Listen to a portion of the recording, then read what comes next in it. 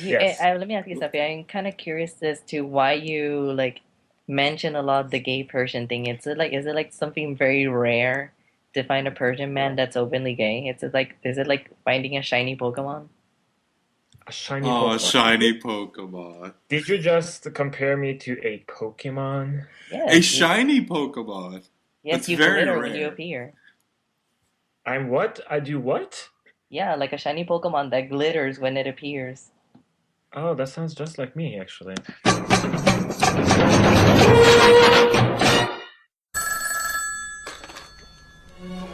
Hello, the living room of renowned theatrical director Roger Debris' elegant Upper East Side townhouse on a sunny Tuesday afternoon in June. Who may I say is calling?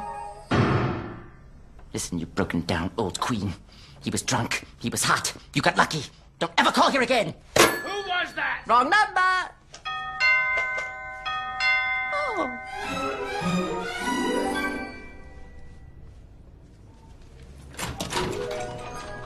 Yes.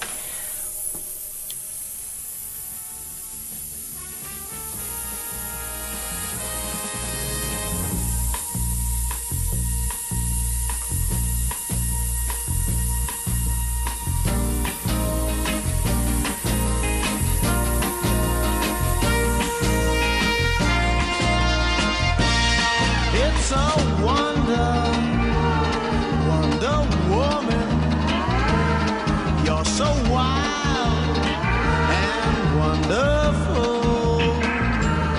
'Cause it seems whenever we're together, the planets all stand still.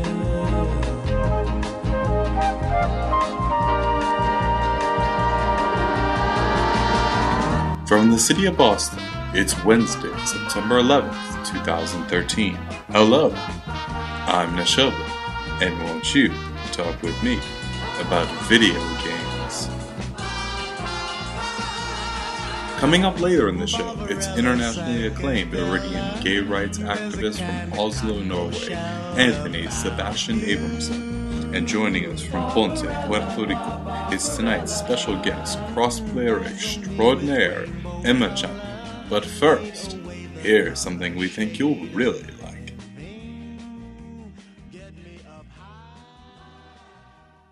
Hey girl.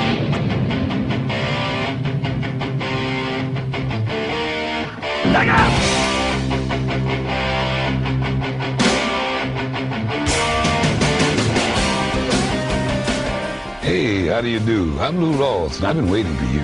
Listen, I want to show you my new living room. It is so cool. You're gonna really dig it. Come on, let's check it out.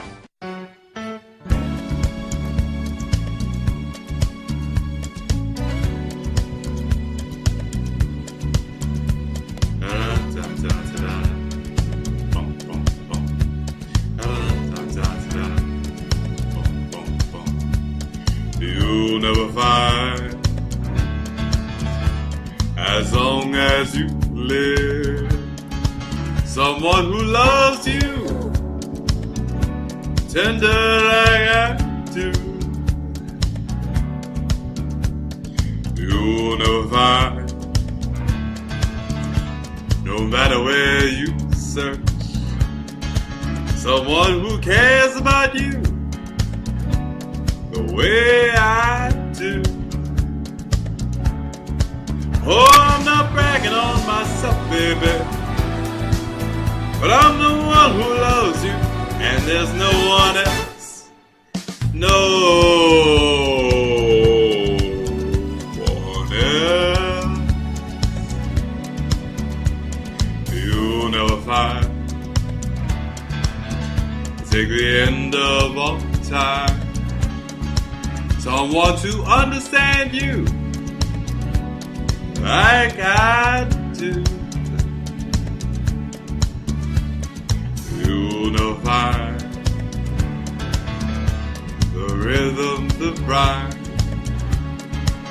all the magic we share, just us two. Oh, I'm not trying to make you stay, baby, But I know somehow, someday, some way, you are. You'll miss my loving when it's cold outside.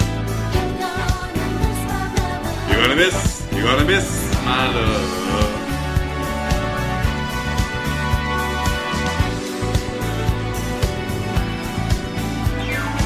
You'll never find another love like mine.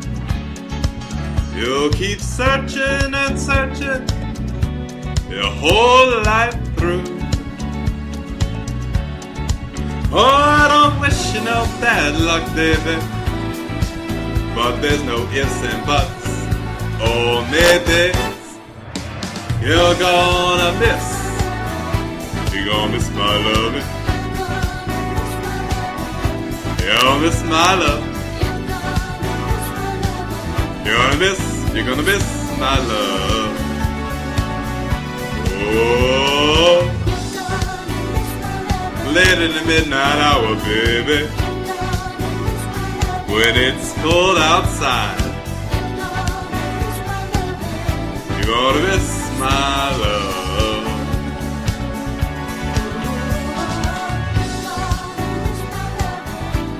Yes, you will, baby,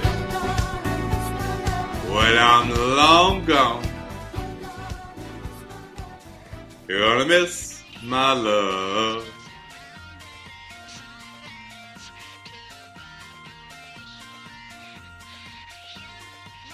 And we're back.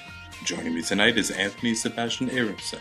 Anthony is a board member of several LGBT organizations in Oslo, Norway. He is also an actor, cosplayer, and gamer. Returning to the show is Emma-chan from Ponce, Puerto Rico. Hello, Anthony and Emma. And you're there, are you? I am, but I'm lurking. Hey girl, hey! Hey. Joking. You good? Yeah, I'm okay. So you know what? Let's try to do this a little bit more orderly, so I can have something to edit into this. Okay. So Anthony, where were you born? I was born in Bærum in Norway. Okay. And how many cities have you lived in? Yes. Huh? But yeah, go on. Yeah, how many cities have you lived in? Cities? Yes. Oh, cities. I don't know. I don't even know. I have no idea. There's a few. There's a couple. Yeah, or maybe a little more. There's a few. Do you want me to sit here and count them right now? No, that's all right. A few is fine. How many languages do you speak? Because I noticed that like early on, at least you picked up on 3. Yeah. It was Norwegian, English, and Farsi, which is Persian or Iranian. And which one was your first language? Fun fact. I got told later on in my life that I was one of the kids that started talking at a very I started talking not that early on, which is like kids are supposed to at least start talking or at least start talking or having sentences at like 1 or 2 or something like that. I had it when was around 3 years old.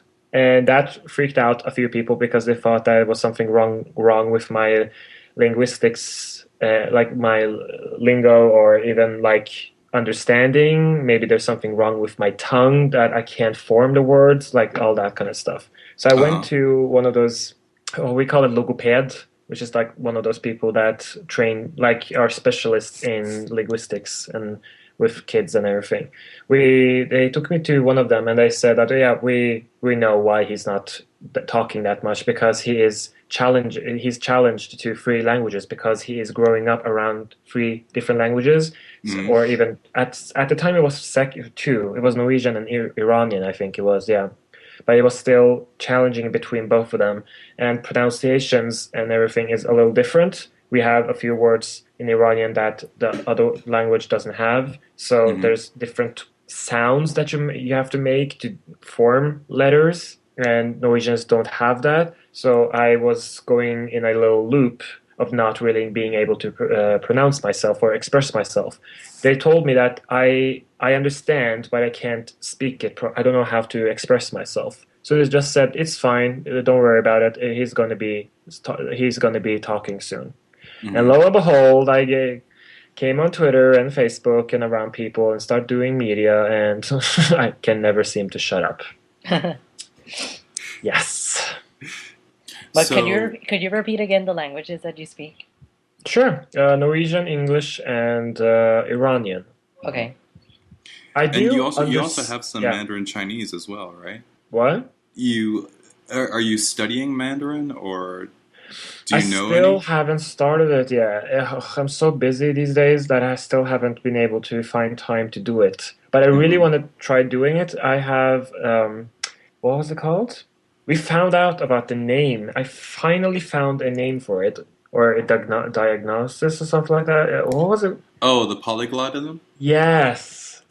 I noticed at a very young age that I have polyglotism, and so I can understand languages very, very fast, even dialects and accents, everything. I was in Australia for 3 weeks, and I ended up talking like an Australian so perfectly that people that were like Australian would come up and say, "Are you Australian? Like, where in the part of the country do you come from?" It's like, no, I'm actually from Norway." Mm-hmm. So yeah. But I'm definitely going to be trying to learn Chinese Mandarin, and because it's so beautiful, I have Chinese friends that can just sit there and talk bullshit, and I can just be like sitting there thinking, "Oh my God, it's the most beautiful language ever." And back in high school, I remember getting very interested in Japanese culture, so I would sit there and watch Japanese shows and comedy shows, movies, like everything, and I would pick up fairly quickly on the words and sentences, but over time I lost the interest, so I have forgotten a lot of stuff. But as soon as I start watching it again, it comes right back. Yeah. So I really want to try and get the Japanese and the Chinese Mandarin fluent as well. Okay. And turning to Emma, are you there? Yes. Okay, because the last time that I talked to you, you said that it was like an ability to mimic very well, and that when you came to the United States, that you were able to talk like somebody locally. So, you were able to kind of, like you said, fool people that you were actually from the United States. Is it possible that you probably have a little bit of this, what we were describing as polyglotism? Are you able to pick up on languages faster than most people? Well, maybe.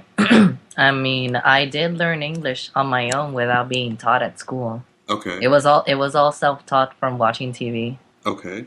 And well, maybe I do, but maybe I discovered it too late, I guess. Mm-hmm. Right? Well, I did learn how to speak Italian in a year and a half, Okay. but I took it for 2 years and a half. Mm. But I can speak it. I still need practice though, because I don't speak it often, but every now and then I try to think in Italian or speak in Italian to like keep it alive.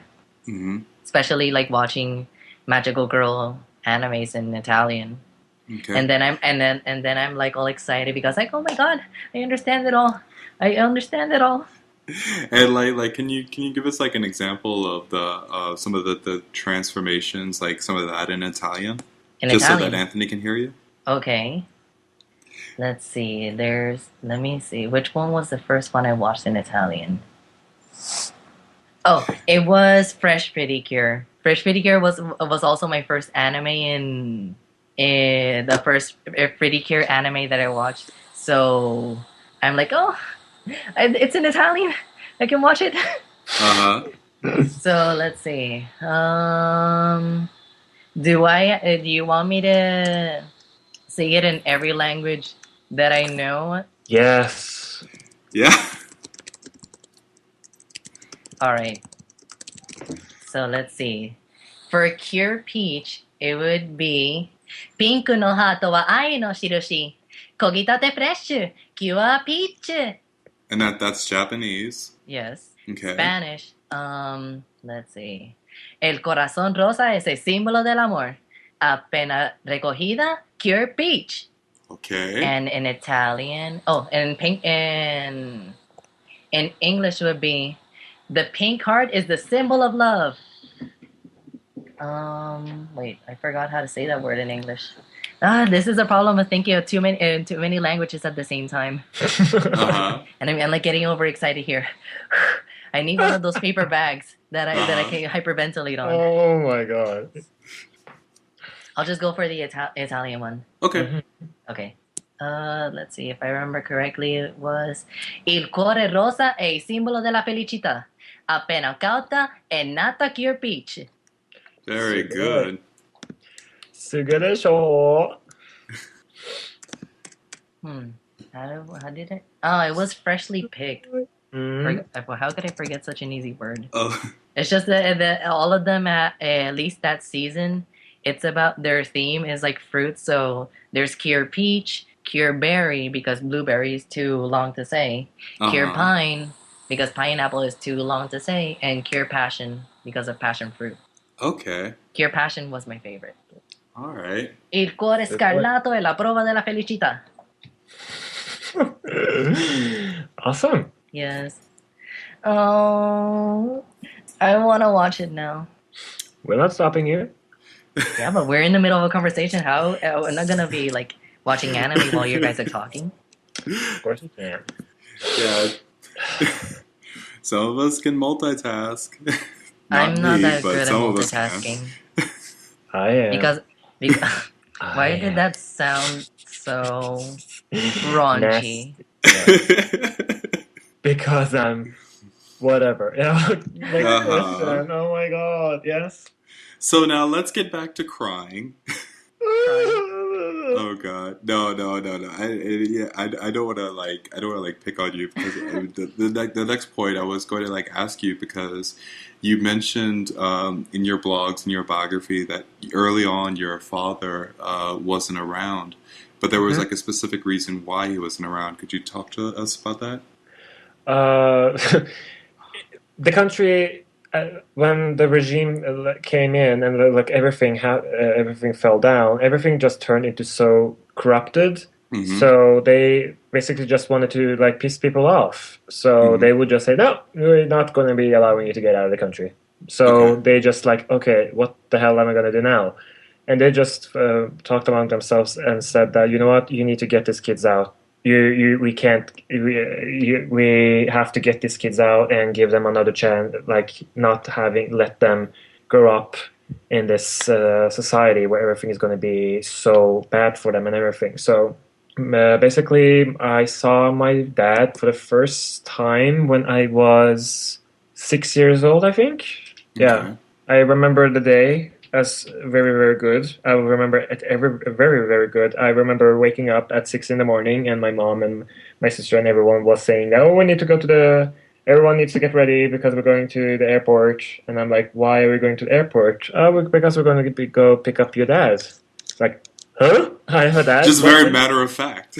Yeah, it's funny story. We're going to pick up your dad after we go out grocery shopping. You know? After grocery shopping, gonna go to the airport, pick up your dad, and come back home. Okay? Yeah, sure, awesome. Sounds like a great time. But yeah, we. And the funny thing about that I thought about my own situation was that it was very strange going to kindergarten and noticing that there was always two people coming and dropping off the kid at kindergarten and coming and getting the kid during the day, and it was always two people or even someone that would be this mommy figure and this daddy figure. It was always my mom coming and picking me up or my sister or my brother or someone else. It would never hurt me in a way to think that why am I not having also two people in my life, you know? So my mom was basically both my mom and my dad at the same time. And it didn't really bug me to think that, oh, I don't have a dad, you know? Because I don't think it ever came up as a conversation among people or even in my family. I don't know why, maybe to not talk about it, to make me more aware about it. I don't know. But as far as I could remember, it never bothered me. Even sitting there and thinking, why is there always a mommy coming and daddy going, you know? Hmm. So Yeah.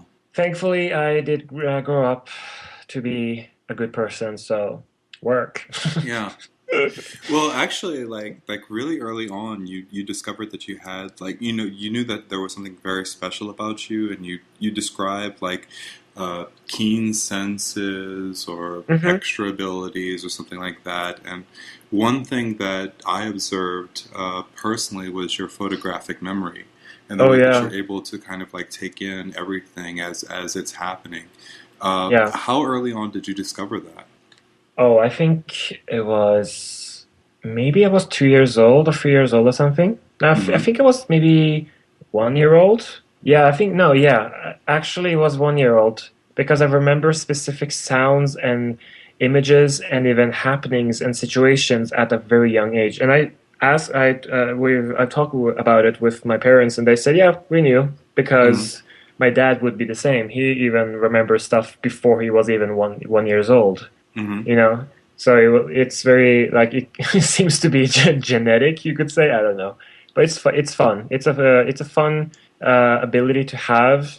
It was very good to have during high school. I remember that, but it of course is a little difficult coping with it because you remember also the good sides of life, and you also remember the bad sides of life. So you have to be able to mimic, like no, not mimic, but try to figure out how to categorize so you won't have too much of the bad things in your mind and being stored in there, so they will be coming out at a very bad timing, you know, at a bad Hmm. situation coming out at the wrong time. Hmm. So, and I do that with music.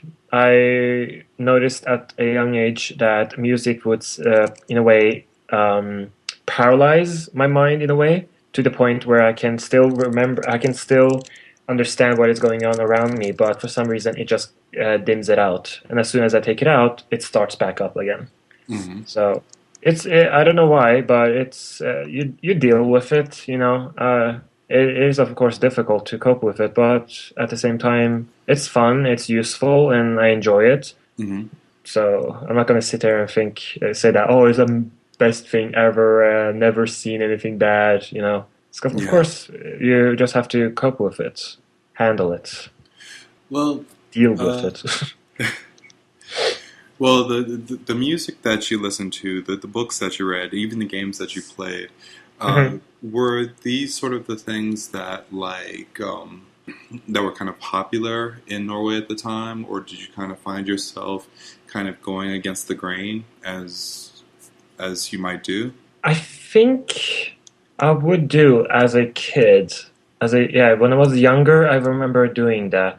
But I would still do the stuff that would be like trendy or pop culture, you know, listen to the music, the same music that other people would listen to. And I Hmm. still do, but older I get, the older I would get, I would start getting more and more different, you could say, like going against the grain more and more and more. And this Hmm. would people would of course notice this. It's like, okay, what is up with you? And I would of course be labeled as the freak, you know, as the weirdo. And it was difficult thinking that why am I so different when what I'm doing isn't that strange or even could be even classified as being weird? Why am I so weird just because I don't fit into the stereotypes or even being in the same boxes or even in the same category as other people, even with my interests or whatever, you know. Hmm. But you just have to. I told my. I basically try to keep myself occupied with staying true to myself. So I would like sit down and play video games that not many people would be playing. I would listen to music that not that many people would be listening to. That would say, "Oh my God, that is just the weirdest music ever." But for me, it would be it would just be like therapeutic. It would be like perfect, you know. Uh-huh. So I found myself at a very young age. Yes. Hmm. Now, turning back to Emma, I wanted to ask you because Anthony describes that sort of time period of like using all that, the books, the music, the games, and he created a sort of bubble for himself. And then from your experience as well, you said that you had your mom talked to you, and she was like, "Well, why do you play games so much?" And your response to Yeah. her was that reality was boring. Yes. Do you feel Because it is. like it is? Well, I guess for the both of you then, like is it preferable to live in a fantasy world, or to maintain that sort of bubble state? Let's see. I guess it's necessary, but there's always it's like the example I gave of like ways to work, ways to behave at work or ways to behave when you're outside of work. And that's what I just think. I think that I prefer to be in like the fantasy stuff just because I like it. But um, besides that, there's always like some reality call to keep you Mm-hmm. on the ground as well because you gotta be. Besides, even if it's the way I like to think or do whatever I do, I still gotta keep that part with reality there because I don't want to, lose myself in it. Mm-hmm. Because then I'll totally forget that that I have responsibilities and all that stuff. Mm-hmm. But I guess I remember. I think I saw a picture once of Lady Gaga that had like a little quote on the bottom that said, "We need fantasy to survive because reality is too difficult." And I couldn't agree more with that. Mm-hmm. So I guess yeah, because I'd say that it's not bad. I'd just say it's necessary as well because I wouldn't want to grow up and be like very hateful of everything. Even though I'm already hateful of stuff, but I still keep that childish innocence in some things. Okay. I use gaming as a sense of artistic expression and trying to yeah, it is a bubble because when I was younger and didn't have any friends, I would try and go into these worlds where I would feel accepted as weird as I would be, anyway, in any degree of weirdness that I would be even I would still be accepted at least there. Mm-hmm. And there's like I would love video games with vast countries and landscapes and like quests and adventures and all that kind of stuff. And I would also like games where would be a lot of acrobatic stuff because at a very Mm-hmm. yeah I would love like watching circuses, but Mm-hmm. like not circus into terms of using animals because I'm very against that. But circusing when comes to like when you see a lot of like these Chinese people would come into the shows and do all of these extreme sports and going on the trapeze and like turning around and doing like somersaults and all that kind of stuff. I would Uh-huh. just sit there and say, "Oh, I'm watching it." If there's going to be animals, I'm not going to be watching it. But as soon as people are going to be there doing all of this acrobatic stuff, I'm going to be doing that. And it transferred into the games as well when it comes to like fighting games. Mm-hmm. And yeah, I would use it as a sense of. I think it's necessary to detach yourself from a very busy, harsh life, and sometimes just like going into a state of meditation. People do that with music and meditate and sit with their legs crossed. So why can't you like meditate through games as well, or even art, or traveling? People do that. So there's should be at least allowed to be able to meditate through games as well. Not to say, oh, like gaming is a childish thing. Some people Mm-hmm. have told me that oh, it's a childish thing. I don't do that because I'm a grown up, or I wanted to grow up, or I was a very grown up person when I was younger, so I didn't game. Mm-hmm. So it's like okay, so you're basically saying that gaming is a childish thing. I don't think is a childish thing because when I'm like looking at a trailer, I'm thinking this game is beautiful. For instance, let's say Flower or Journey. There's people that have told me my life completely changed after playing the game, which basically lasted me 2 hours of Journey. Yeah. But at the Mm-hmm. end, I sat there watching the screen. I didn't even know what this game was going to be about, or well, I knew a little about it, a little bit about it, but at the end, at what happens at the end, they would like sit there and watch the screen, and with the music going on the background, they would just sit there and have tears running down their chin and thinking, what happened right now? You know, what happened right now? And they would change. They would like instantly have life-changing events, like going through a life-changing situation because of it, of various reasons. People have like made videos on YouTube. There was this one guy that made a video about himself just walking around in the desert with like going through the game, but it was just like cutscenes, nothing in particular special. But he would like write underneath the video in the subtitles that he would like that he was walking that he lost his father to cancer or something like that, and this unknown traveler, that his companion, would like sit and go through the game and waiting for him and helping him get to the places where he couldn't reach because his scarf wasn't that big or that long, and like having the sense that, oh, I'm getting my therapy through this game right now. This companion is actually helping me through this game, and also in a way helping me through life right now because I need someone right now. My dad isn't here right now. Whoever this guy is helping me. You know. So when people say, "Oh, it's a childish thing," it's not. Of course, there's some games that you could say is really, really childish. There was this one game that I played last night, which was just very, it was very weird. I have no idea how it even came on, but it's there is games where you can have emotional outbursts. Oh, I do that. You know, you can sit there, cry, you can laugh, you can have like sit there and scream at the TV because something is happening. You know. Yeah. So you can definitely use it as a as a therapy method. I feel as a sensory therapeutic method, for instance.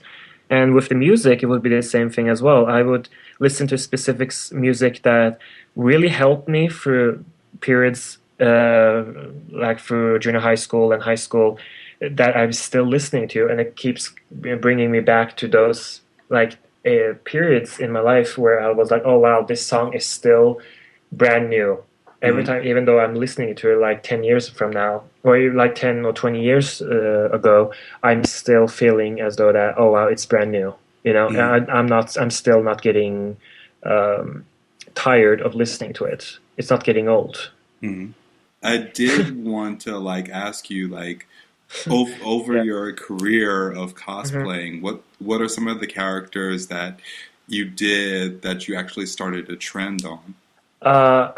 Well, I actually don't know if I started it. I at least well, currently I am living in Norway, so like for me it I didn't see a lot of the characters that I wanted to see. So I don't really see it as a cosplay career, you could say, but it's a hobby, and I sadly retired a few years ago because the venues weren't that big, and I didn't feel like there was enough good places where you can like go to like conventions. We do have it, but it's not my cup of tea, you could say, you know. There's other people that go there and are having a fun time, but for me, it's like, no, I want something else. I want something bigger. I want something different, you know. But that's just me. I remember doing there was a photography students from a art school over here that wanted to have a contact with people that would dabble in cosplaying and like even Gothic Lolita and all of that other stuff as well, like everything. So I got there was this friend of mine that told me he was going there, and I told him, oh, I want to do that as well. Seems like a lot of fun. So I went there, and I think I cosplayed as a it was this image that I found. I don't know what it is. I don't think it's especially a cosplay, but I think it's just a underground style. It was a butler from a very different kind of butler from a restaurant store anime. I don't know what it was. It was very different. So people Okay. would say it was this one that we were getting interviewed about it later on, and this one girl sitting next to me, sitting in all of this amazing Gothic Lolita outfit. She was like, "Oh, I've seen it before." I was like, "Oh, really? You have seen it before?" He was like, "Yeah, I've seen it before." So it was good to actually see, oh, so it's actually some people that have seen this before because what I did had never been done before. At least I've never seen it. It never comes up. So it was fun that one person at least saw it. I did also from a anime, no, it wasn't an anime, comic, you could probably say. At the Oh, the time, it was just a manga? comic. Black Butler. Yeah. Yeah. Kuroshitsuji? Yeah, Yes. that's it's an anime. Yeah, now, yeah, later on it turned into a anime. Back then, you I had to cosplayed like, from Kuroshitsuji. you did? Yes, I cosplayed Sayo Phantom Hive when he's wearing like the pink dress. We should do that because I did Sebastian. I started his trend. Now everyone is like, "Oh my God, it's so much fun." It's like, well, I did it. Like, give me some credit or something. I don't know. Give me a cocktail or whatever.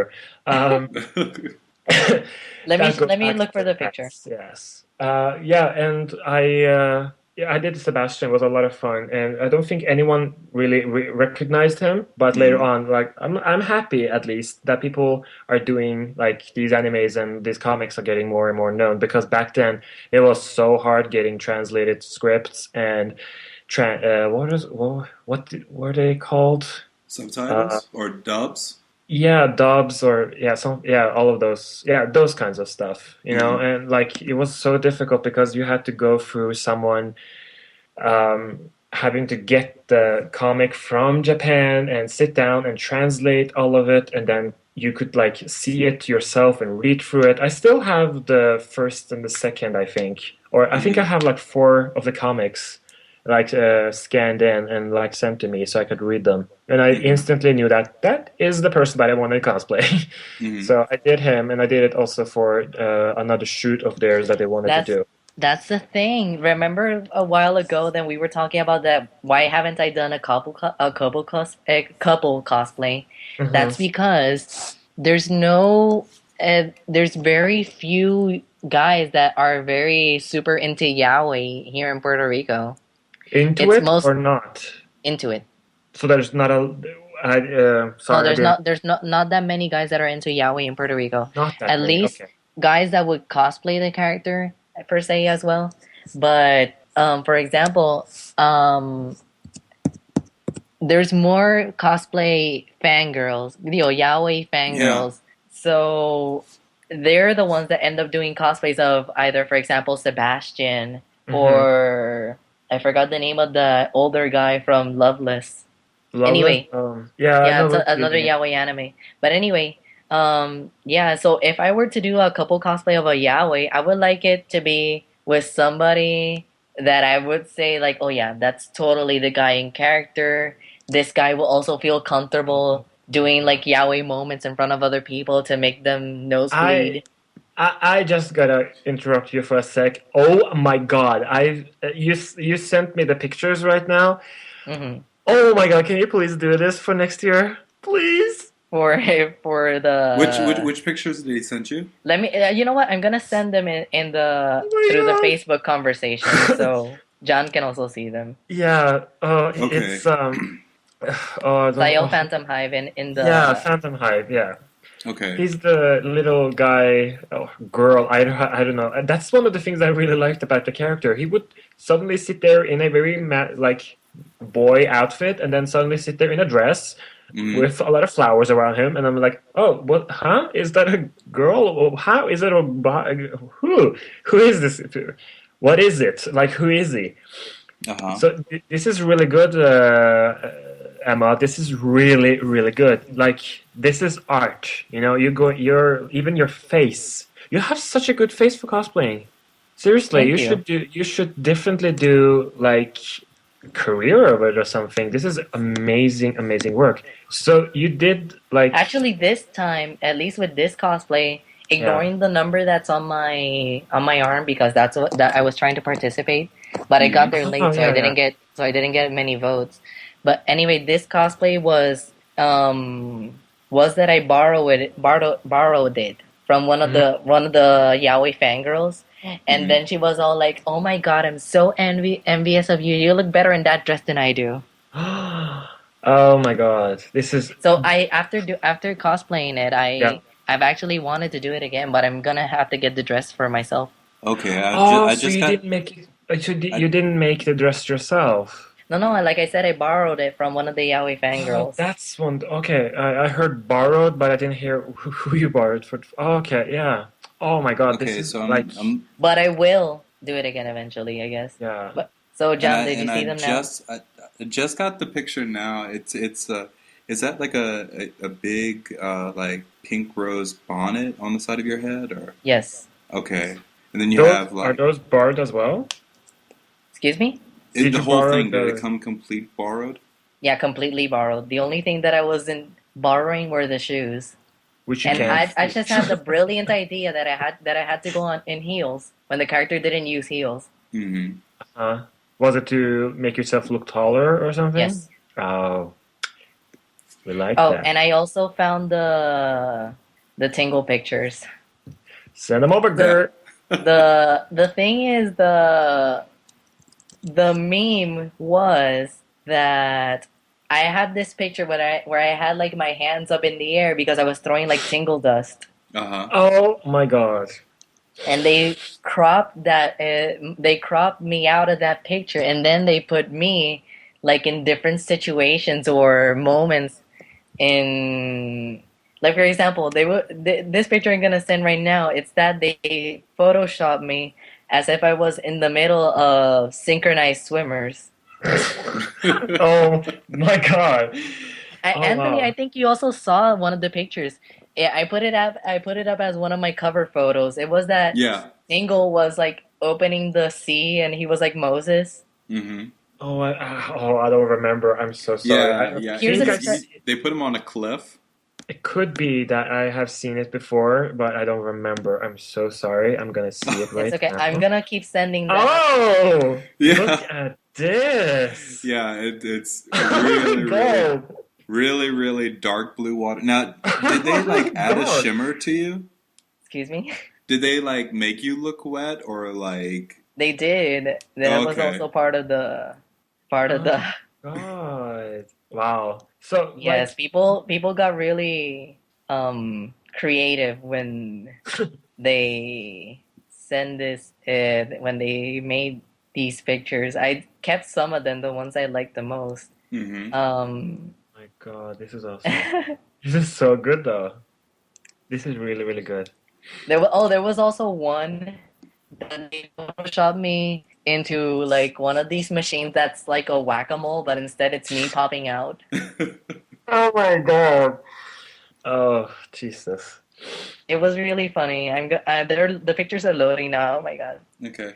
So It let was me ask you, let me ask the both of you because I know Emma, we had the conversation before, and you come into cosplay more with your acting background. So like when you go into character, and the I guess the costume is a little bit more secondary.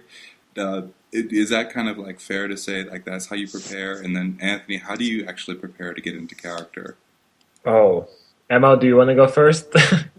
Well, I just want to add that I already spoke this with John, but the point is that I like if there's something that I'm really sure of when I cosplay, it's like how I portray the character. Because in cosplaying, one of the most important things to do and know is to know your character. Like the more you know your character, the more familiarized you are with the character, the more you feel like you can identify with the character, the easier it is to portray that character. And people notice that. The people seem to say that there's some gleam in your eye that you're just living the character. It's just like Mhm. it's not you, it's the character I'm seeing at the moment. So the I think that acting should be one of the most it is for me one of the most important parts, but at least it's also like the one I consider the most important to me. For example, for my poison cosplay, besides besides having gotten Street Fighter Cross Tekken, I would remember that I would spend nights, like maybe 1 or 2 hours, that I would just leave the game, playing in like computer mode in the training area, so I could watch Poison. How did she move? What did she say? How did she walk? How did she stand? How would she taunt? What and all those things, and just study the character. Because that's a very important part. I've seen people that, for example, cosplay a character just because how they look, but they don't study the character. It's not saying that it's bad, but your execution of the character will look so much better if you did your homework on the character. Execution, we like that word. So yeah, that's what I wanted to add. Anthony can go now, and the pictures are there. Oh, right there and there. Let's see. While you guys are looking at that, I'll be right back. Oh wow, you have wow. You when you said Mimi's, it wasn't just one. It was so many. Yeah. Oh wow. Okay. About the question. Well, to go back to what you asked me that I failed to answer was that I haven't cosplayed for many years, but seeing people doing so many amazing, awesome cosplays has me getting that itch again. So I really want to do it. I have a plan, which I've been I remember back a few years ago, I bought which seemed like the last edition of Cosmode number 013. And there was this one thing that I just immediately laid my eyes on, and I was like, okay, that's the one that I want to do. It's so eccentric, it's so difficult, it's so big, it's so weird that I think it's going to be one of those cosplays that you will, everyone is going to be like, oh, what is that? Like, there's something in the corner of my eye moving. What is that? You know? And I would love to execute that one, but at the same time, I need someone to do it with me because it's a male one and it's a female one standing together. And that's why I asked Emma that, Emma, do you want to do this? But I haven't sent her the pictures yet, so we'll talk. Okay. But I'll see if I can do it for gaymer X2. We'll see. If not, I'm definitely going to do it at some point. For Spill Expo, it's 2 months from now, and I'm thinking about maybe doing something, which I ended up saying it on Facebook last night, that both of you have been going oh my god, what is it? Come on. It's it's gonna be three words that I can describe it. Okay. Pink, leather, and skin. That's pretty much what Spill Expo is going to be. That's the 3 keywords that I heard last night. Yes. Yeah. So this is going to be Aristocats. Yeah, the Persian aristocrats. Okay. Darling. Persian aristocrats, darling. Persian. Okay. Yes. Just kidding. The way that I get into character would be to just, as Emma said, you just look at the character or the person or whatever and try to study how they're standing, how they're talking, how they're acting. I don't necessarily talk like them, or I try to look at like them as much as possible. So I'm looking identical to them. There's nothing about me in it. I try as much as I can, as best as I can. But walking, not so much, but the posing is very similar. Posing and the appearance is very important for me. Because people can end up coming up to you and asking you about something, and they can be like, why isn't this person smiling? Because I even gone up to people and said, can I take a picture with you? Or can I take a picture of you? And they're like, of course. Mm-hmm. And I'm thinking, oh God, what a bitch. But I'm keep forgetting that maybe this person is actually being very in character. So there's a reason behind it, you know? Mm-hmm. So, yeah. Yeah. Could we just edit, No, don't worry. I'm not gonna... Could we just, we're gonna jump to... Could we just edit the first 1 hour and 33 minutes? AKA the entire Do they show? not count? Okay, I'm back. Wait. We've missed you. What did I miss? So we just Missed you. decided that the first hour and a half at this point does not count. What? Yes. Because I'm weird. The podcast that will never air. We'll be back with more from Anthony and Emma in just a minute, but first, as always, we want to give the following shoutouts to our podcasting friends, including GameBuoy.org, Game Bar with a capital G, Kuba Club, Kuba with a Q, Club with a K, Orange Lounge Radio, Horde House, and VG Realness. As well as we want to welcome our expanded family of gay gaming podcasters, including Gaming Podcasts, Game Pro, Let's Wow Podcast, and Silly Franks. Now, let's get back with more from Anthony and Emma.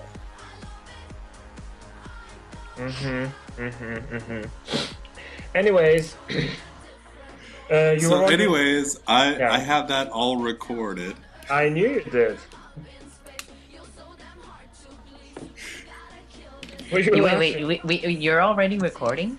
Yes. Welcome to Jean-Luc's world. This is what he does. He just starts off recording. So everything that we said right now, you can just basically kiss away. Kiss goodbye your social life. Because everyone knows all of your dirty secrets, Emma. Anyways, I met my crush at GamerX. Your crush? Yes. We need to talk about that as well. Okay. Are we going to, like, is this... I think we stopped recording the serious things a long time ago. Yeah. Okay. Is this recording? Well, this is... He can cut it out, don't worry. No, it's fine. Go for it. Goo. Yes, I met my crush. It was yummy. There's a few people that know who he is. Wink, wink, nudge, nudge. Okay, I'm just sounding horrible right now, but I met him. I was like, oh God, I've had a crush on you 3 years now, and finally I'm going to meet you. Finally you're at the convention. Oh my God. By the way, in the convention, it's 2 days, right? Yeah. Oh no, this one's going to be 3 days. Okay. So do they divide the days and something like that? I know it's called Gamer X, but do they, like, for example, at least over here, there's, like, for example, a convention that's 2 days, and it says this day is anime, movie, and TV day, and this day is video game, comic books, and manga day. It's all pretty much, like, game related. Okay. Yeah. It's panels, it's shows, it's everything, you know? Yeah. You basically get a piece of paper, you get like this little magazine kind of thing, so you can like flip through it and you can see all of the panel, what happens at what hour, so you can figure out what you want to do, you know? So it's like, at 2 p.m. it's this, and at 3 p.m. it's that, and then I don't want to do anything because there's the one thing I want to do is starts at 6, so I'm gonna have 4 hours of stall time, so I can just do whatever I want to do, you know? So you can just plan out what you want to do. Okay. I was just wondering because I would like to be like there civilly, like non-cosplay at least one day. Yeah, me too. That's one of the things I'm really... I don't want to go constantly in cosplay because it's going to wear me out and I'm going to be tired, and I don't want to be always looked at, it's a cosplay guy, because there's some places where you can't get in because you're in cosplay, you know what I mean?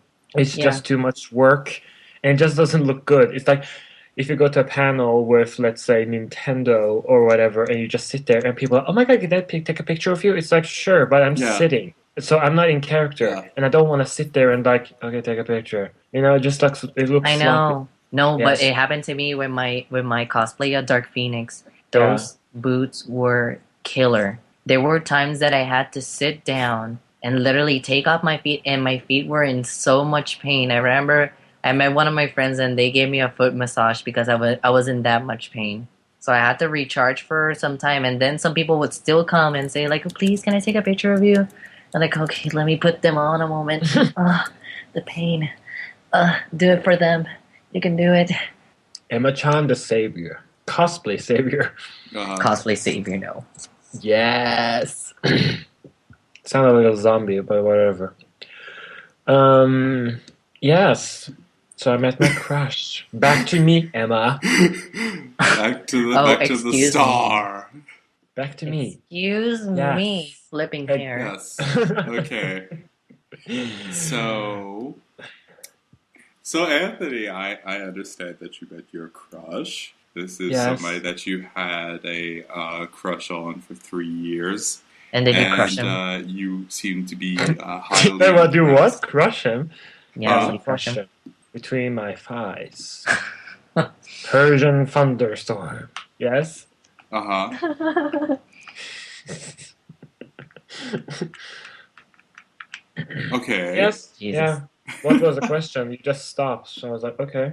So is there anything that you would like to make the statement? Like, are you trying to make some sort of declaration or something? No, not really. I'm just saying that it was very yummy. It was Very very yummy. cute. I think I pissed him off because I did something, and I think he was a little put off. And I'm like, yeah, join the line. I always do that. There's always something I do that pisses off people. So join the line, sweetie. Uh-huh. So join the club, join the queue, whatever floats your boat. You say So potato, I then, say vodka. Yes. do you have a plan or some sort of points of action that you might want to Of course. Next back year, I'm gonna be on the good stalking him side? constantly on a constant. I'm gonna follow him everywhere. I'm Uh-huh. going to pay off the GaymerX staff so I can freely stalk him as much as I can. Wow. Uh-huh. I'm going to, basically stalk him. And then I'm gonna take him in the bathroom and I'm gonna pound his ass to the ground. Yes? Smash his But you ass. guys can't leave me alone. I'll get lost and Oh. abducted. Adopted? Trust me, sweetie, there's a lot of people that would want to give you a foot rub. A foot rub? You got a foot rub from people that say, "Oh, your feet is aching right now, right?" So because of Yes. the boots. So trust me, there's No, but they people were that got friends these- that I knew. That. But these people want to, sweetie. They come up to you Oh and say, God, "Emma, I feel like I'm not gonna get out of there alive. I'm You just will. saying, stock up on lube and condoms." No. I'm just kidding. Oh my God, do you really think I'm? Do you really think that's gonna happen? Oh my God, you're such prudes, both of you. Prude people. It will You be know, fun. I'm gonna get my own hotel room. I'm gonna hang with my own friends because I cannot hang with you people. Flicking hair. That was a joke. Oh. Laughing. Fine. Ha ha ha ha ha. Ha ha ha ha ha ha ha ha ha. Cue crying. Anyway, yeah. Cue murdering myself. You Cue face just palming. Yes? leaving me alone with Emma and not that.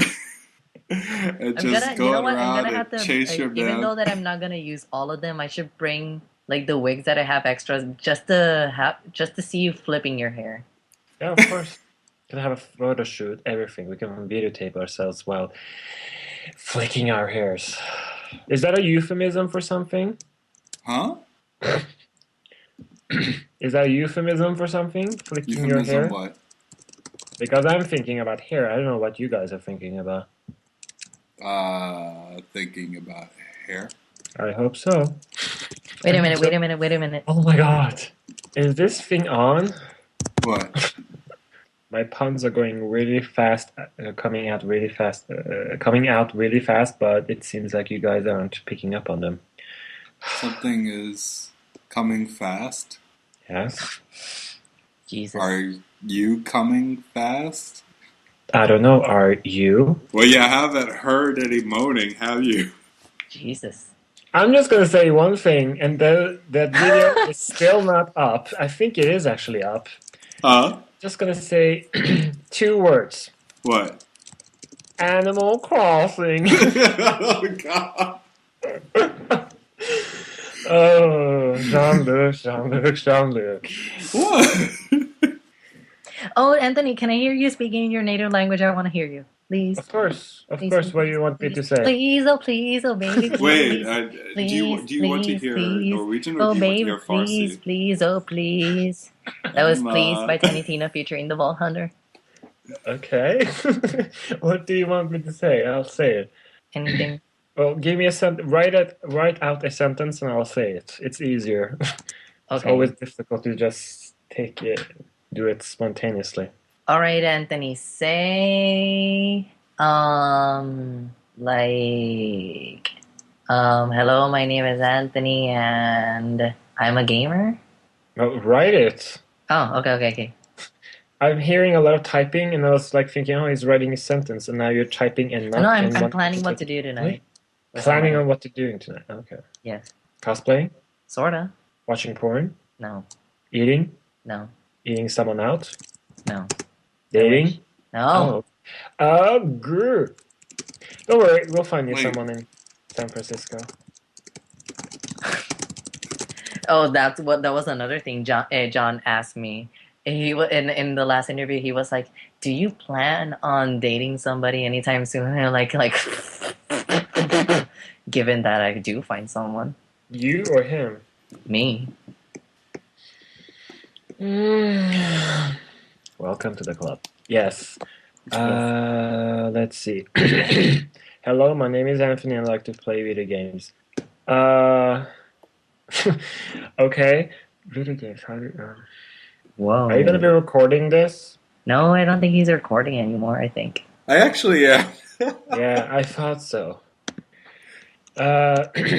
Let's see. سلام اسم من آنتونی هست و من دوست دارم بازی ویدیویی بکنم. I think you could probably say it like that. Do you want to say it a little slower? Because Yes. I have a habit of speaking very fast when I speak in my native tongue. Say it. سلام اسم من آنتونی هست و من دوست دارم بازی ویدیویی بکنم. Glorious. Yes. Thank you.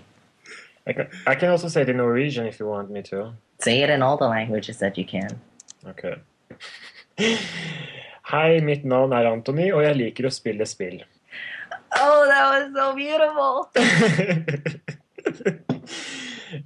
I can say it in a very formal, like not formal, but I have a infomercial-ish way of saying it. I have I've been told I have the voice of saying it in a very proper.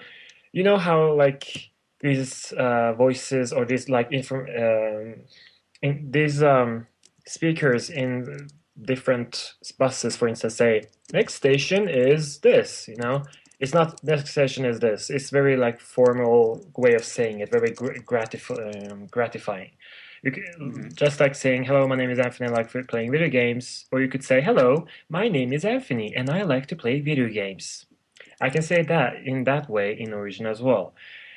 Hei, mitt navn er Anthony, og jeg liker å spille spill. Or as I say it, neste stasjon er Jernbanetorget. Avstigning på venstre side. Now say it in a way as if you're Gay? going off on somebody. Going off? Yeah.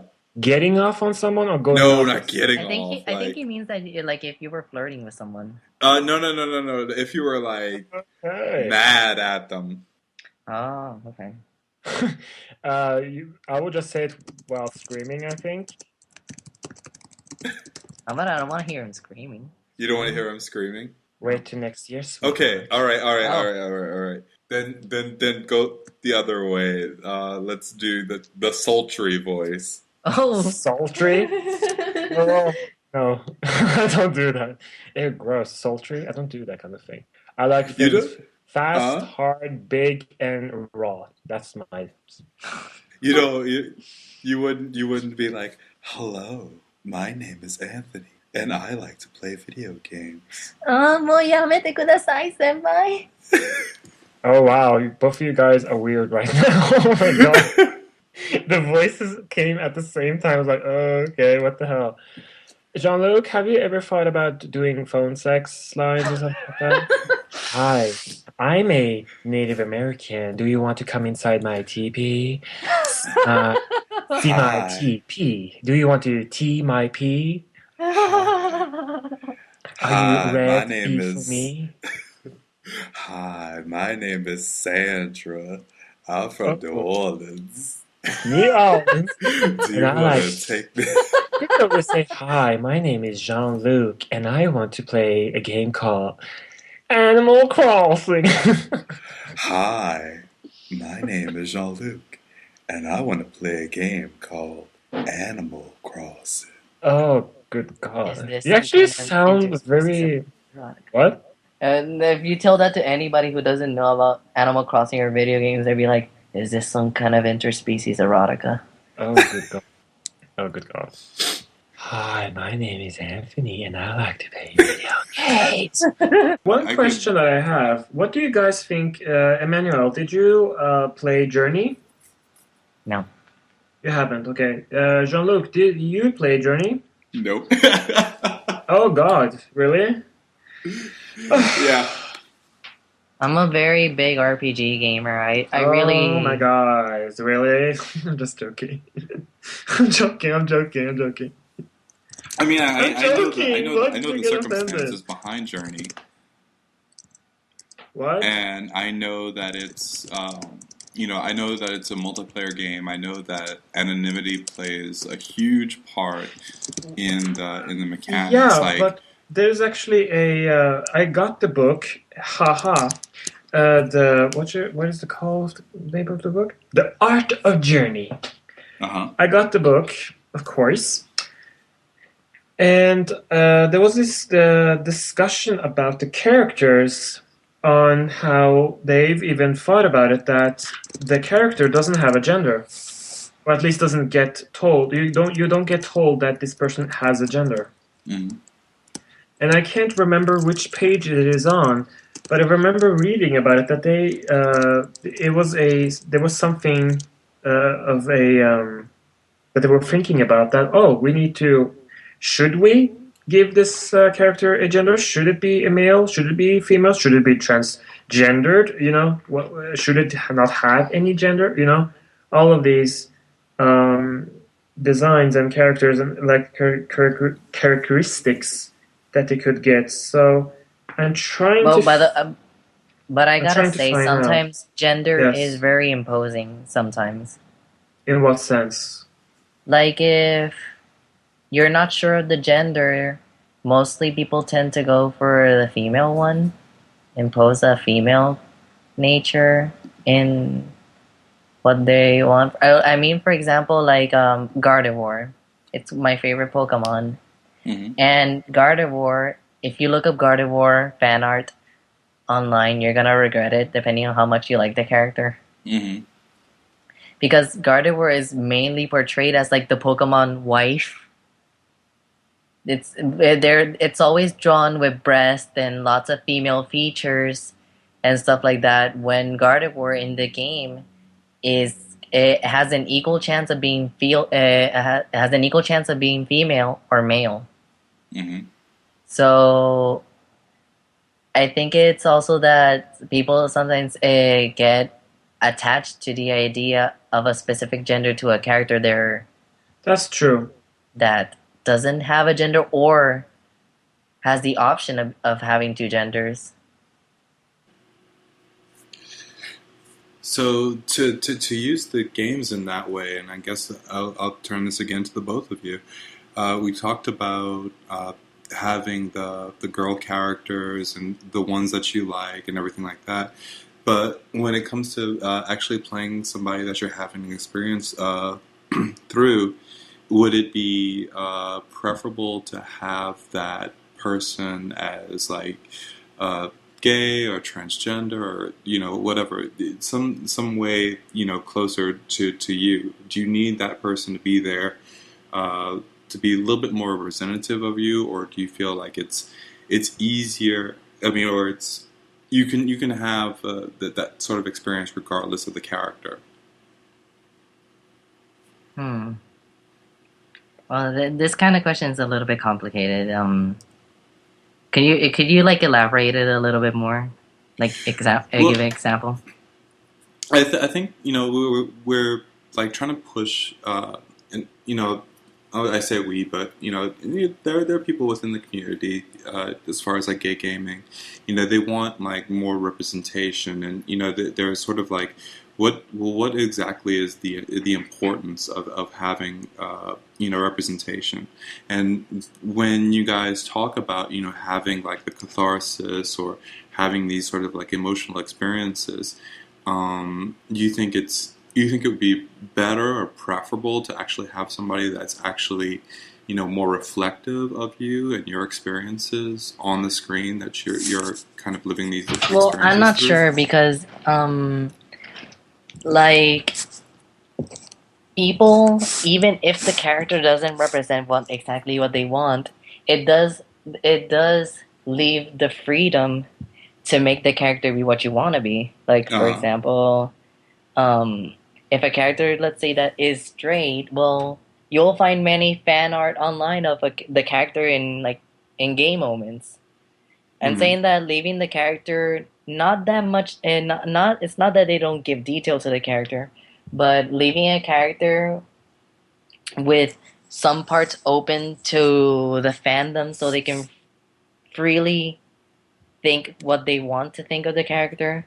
Mm-hmm. I think is also good because that also leaves the people with the creative process of thinking, well, this character is like I imagine this character this way, so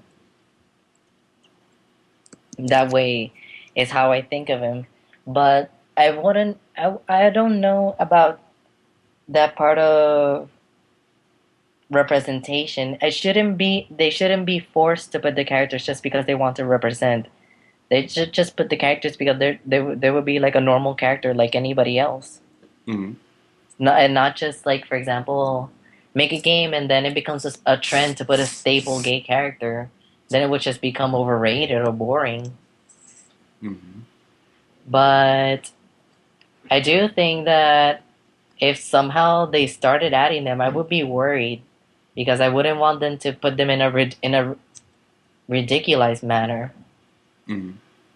It also not even having to exaggerate anything of the character, like give it any stereotypical things to make the people realize. Imagine if, for example, any main protagonist male character that's been playing the game, and in no point of the game he mentions any preference to either male or female, Mm-hmm. and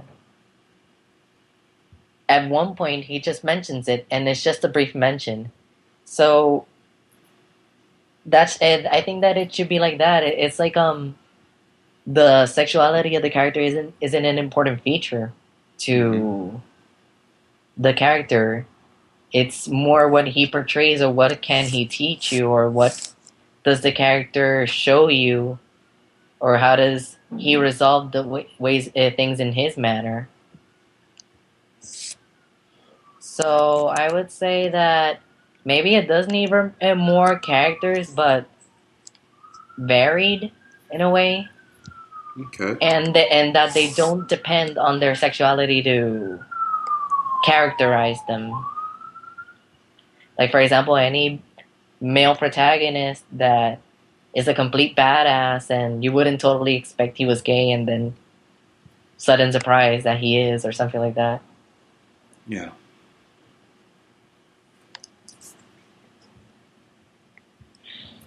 What else can I add? So, at least with, for example, Poison,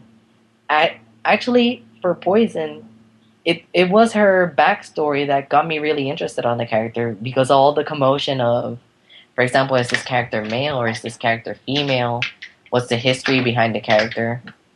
And I think Capcom should give a more concrete response than we don't want to say let everybody think what they want of the character, when even Poison's concept art clearly stated that she was a transgender or transsexual.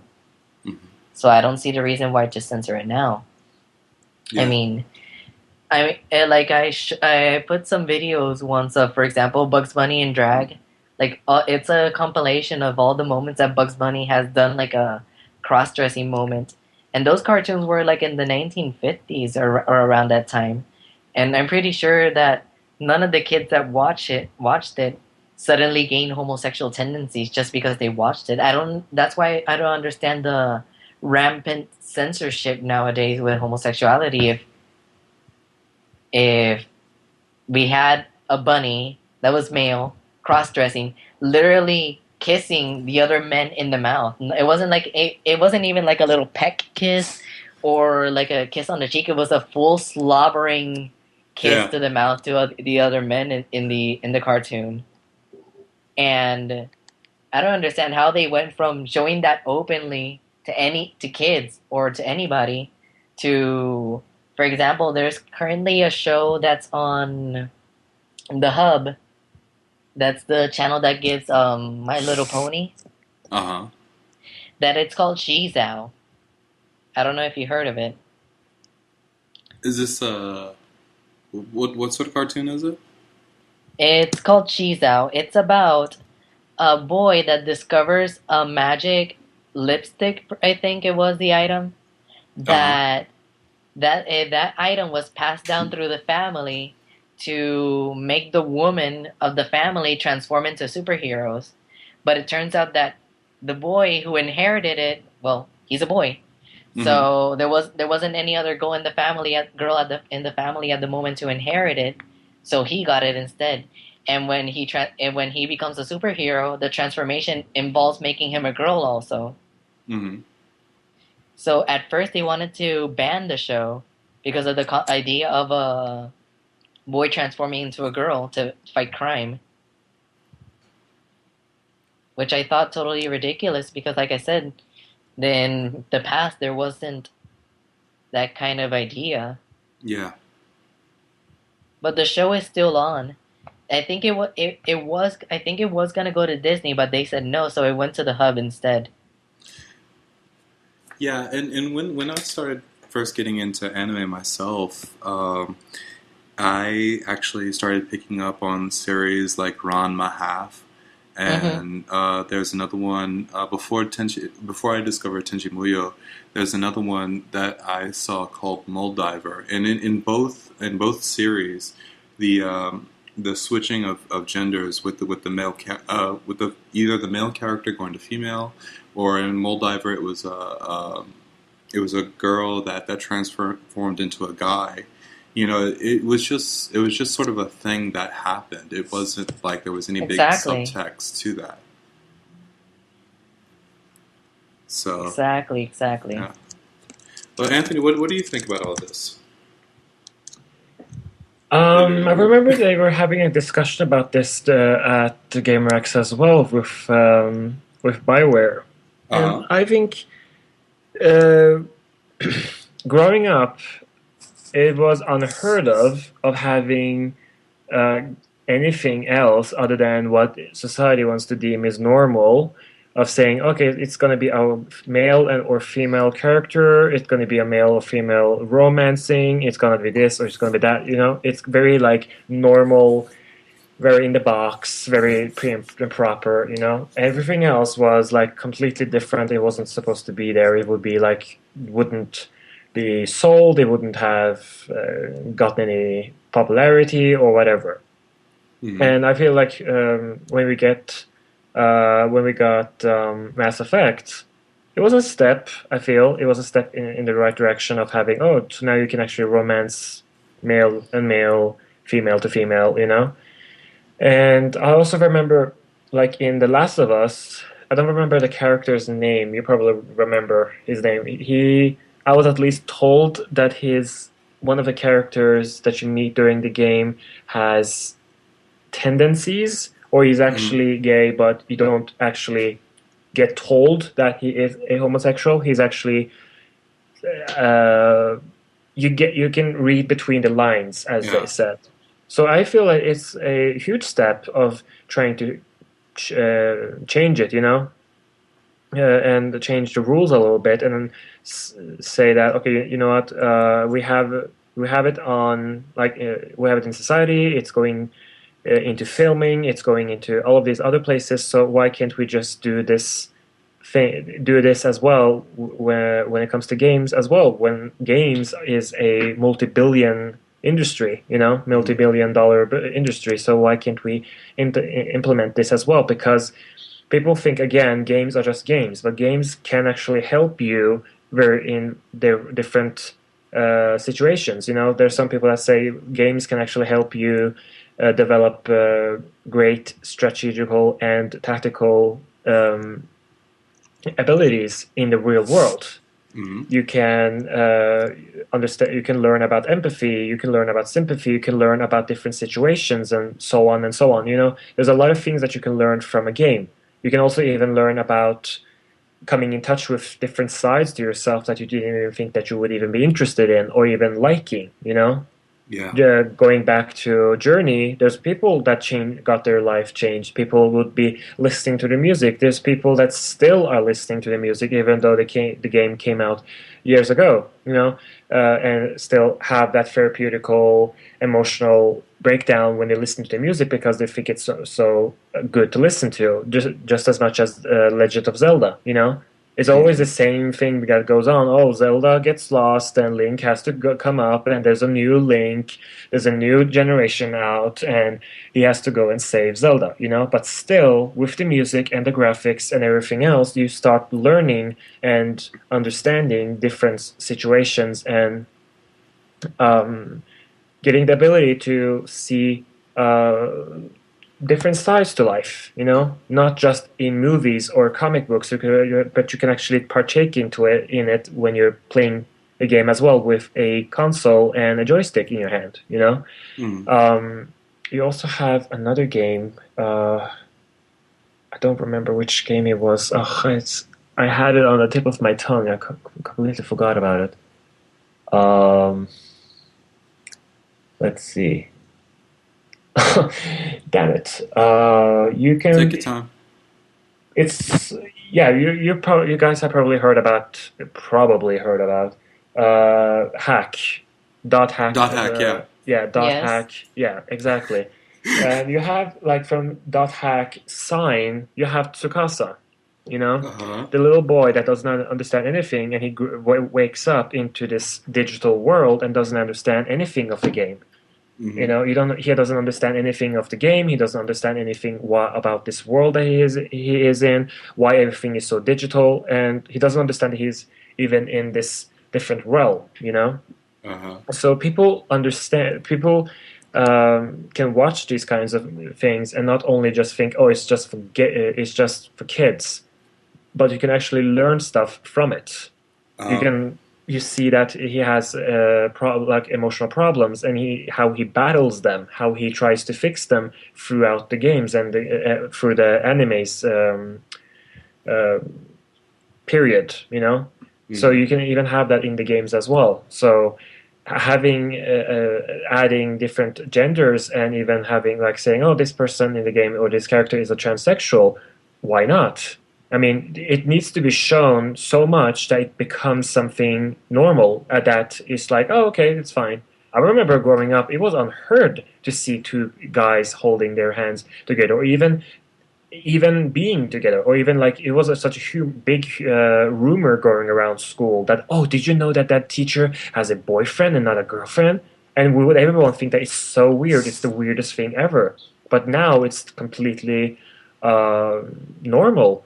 At least not everywhere, of course, but I at least see that with teenagers now, or even kids. There's a lot of them that are growing up around gay couples and gay, their parents have gay friends or gay acquaintances. So they grow up with this mentality that it's acceptable. I was during the Mela festival over here in Norway. I was working at the stand of Queer World Norway, and this Mela festival is this cultural melting pot, of all kinds of cultures that come there and have music and food and all of these stands from different kinds of organizations and parties, and everyone participates and partake into it, right? And we had this there was this mom that came up to our stand, and she looked at us, and she had this kid, and you could see that the woman was white, but her kid was a little darker. So we were like thinking, oh, maybe like the father is black or like from Somalia, you know.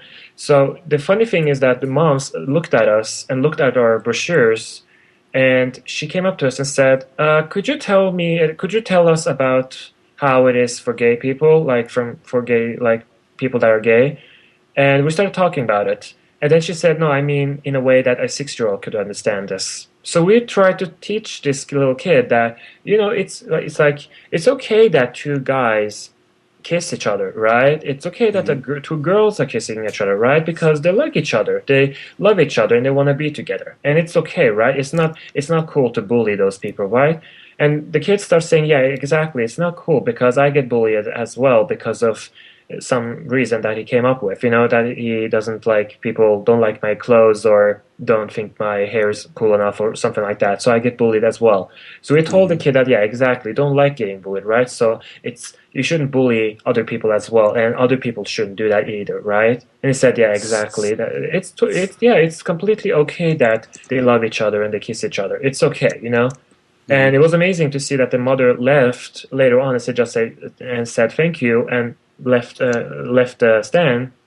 But the fun thing was that I noticed the woman was standing like as she was walking, she was overlooking us, and in a way you could see in her eyes that she had this sense of gratitude and gratefulness and like this sense of relief that thank you for saying this because I'm trying to like the next generation to actually understand that this is okay, and it is, you know.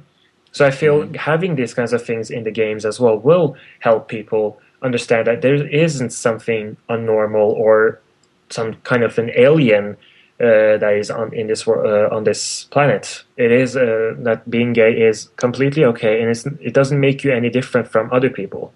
You know, I think there is a need to show differences and having diversity in games as well, not just in terms of sexuality or sexual orientation, but everything. You know, it shouldn't just be one thing or one standard or whatever. But as Emma said right now, we should try and make it into something not stupid or like make it seem like this kind of a weird thing. Yeah, parody, exactly. You know, just as much as there's some drag queens that do female illusion, and there's people that do camp, and there's people that do like I've gone to drag shows where the drag queens have been horrible. I mean, I've been sitting there thinking this is just stupid looking at this person because it's not being drag, it's not being campy, it's not even being a female illusionist. It's you trying to use every kind of stupid and discriminating stereotype that society has about us, and you're trying to make us look at this and try to think it's funny. And people were laughing, and I was like thinking, is everyone laughing at this? Because there's probably people here that are not going to be thinking it's funny. And of course people were drunk, so they were laughing about anything, to be quite frank.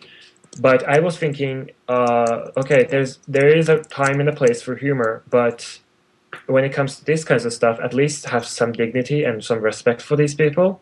Maybe I'm strange for saying this, but that's my 2 cents at least. Can you think of an example of like a game character or a storyline that might have done, you know, you might have seen as disrespectful either to yourself or to others, and you're like, okay, this isn't cool. Oh, there's a habit of always stereotyping girls. Like there's a few games that I've played and even witnessed other people playing, and I'm always thinking, what would feminists think about this game? Because I'm not thinking that this game would be appreciated. Let's say, for instance, with Lollipop Chainsaw.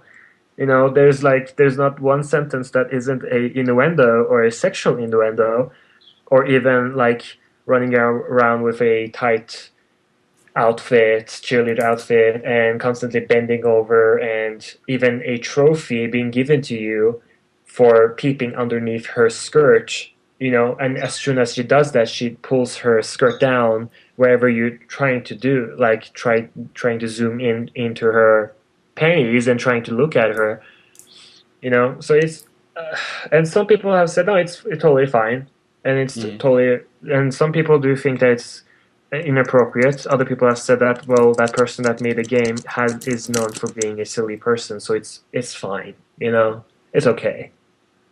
Yeah. I'm not entirely sure.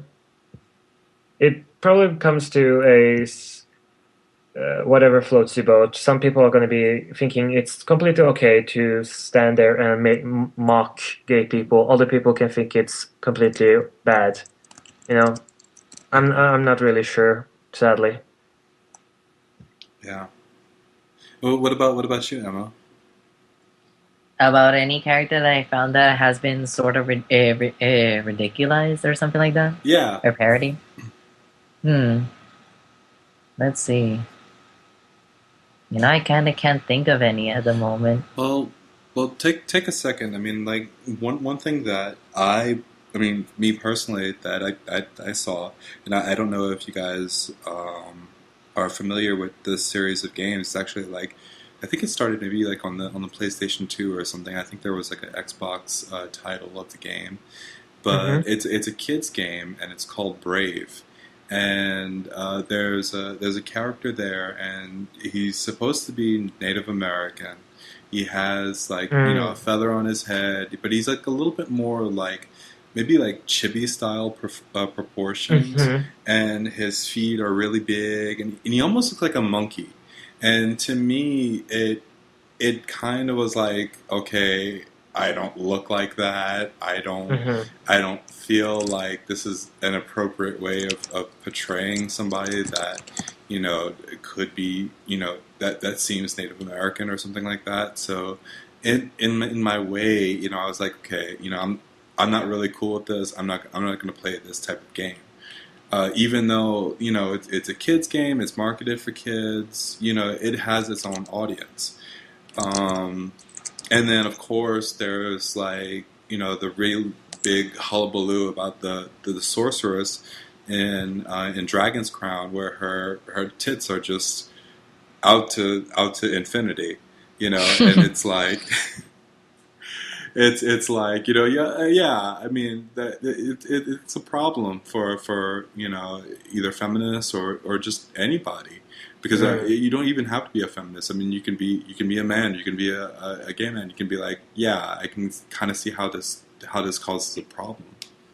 But you don't necessarily have to be either a woman or a man to be a feminist. There's also the extreme feminism that tends to immediately jump to the conclusion that all women are being sexualized or objectified.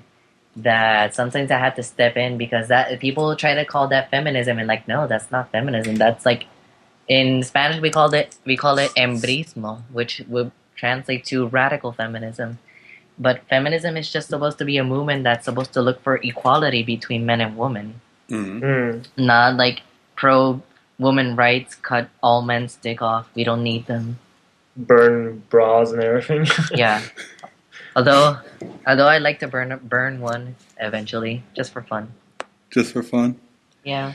Yeah. I want to burn the panties. My own. Anyway, panties. but I'm just like, kidding. what? For example, Yes. I was watching some documentary about feminism in feminist look up on video games, and I just thought, what if she's like overthinking what she's saying?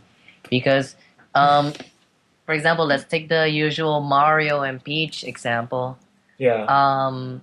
What if it's not it's not that you objectify Peach as the item of or the item of achievement or the goal to be attained.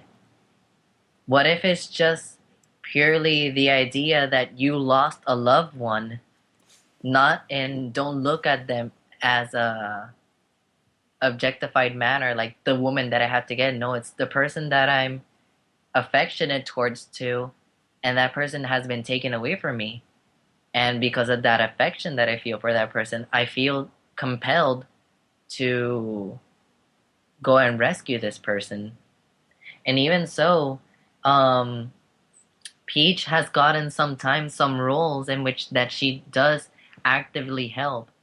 For example, in Paper Mario, if I remember correctly, the first Paper Mario for Nintendo 64, Peach would, between chapters, help Mario in some ways. Like, for example, finding tips and making her little star friend travel to the Earth again and help and give Mario the help that she could find Could it or I scavenge. just say something? Could I just say something?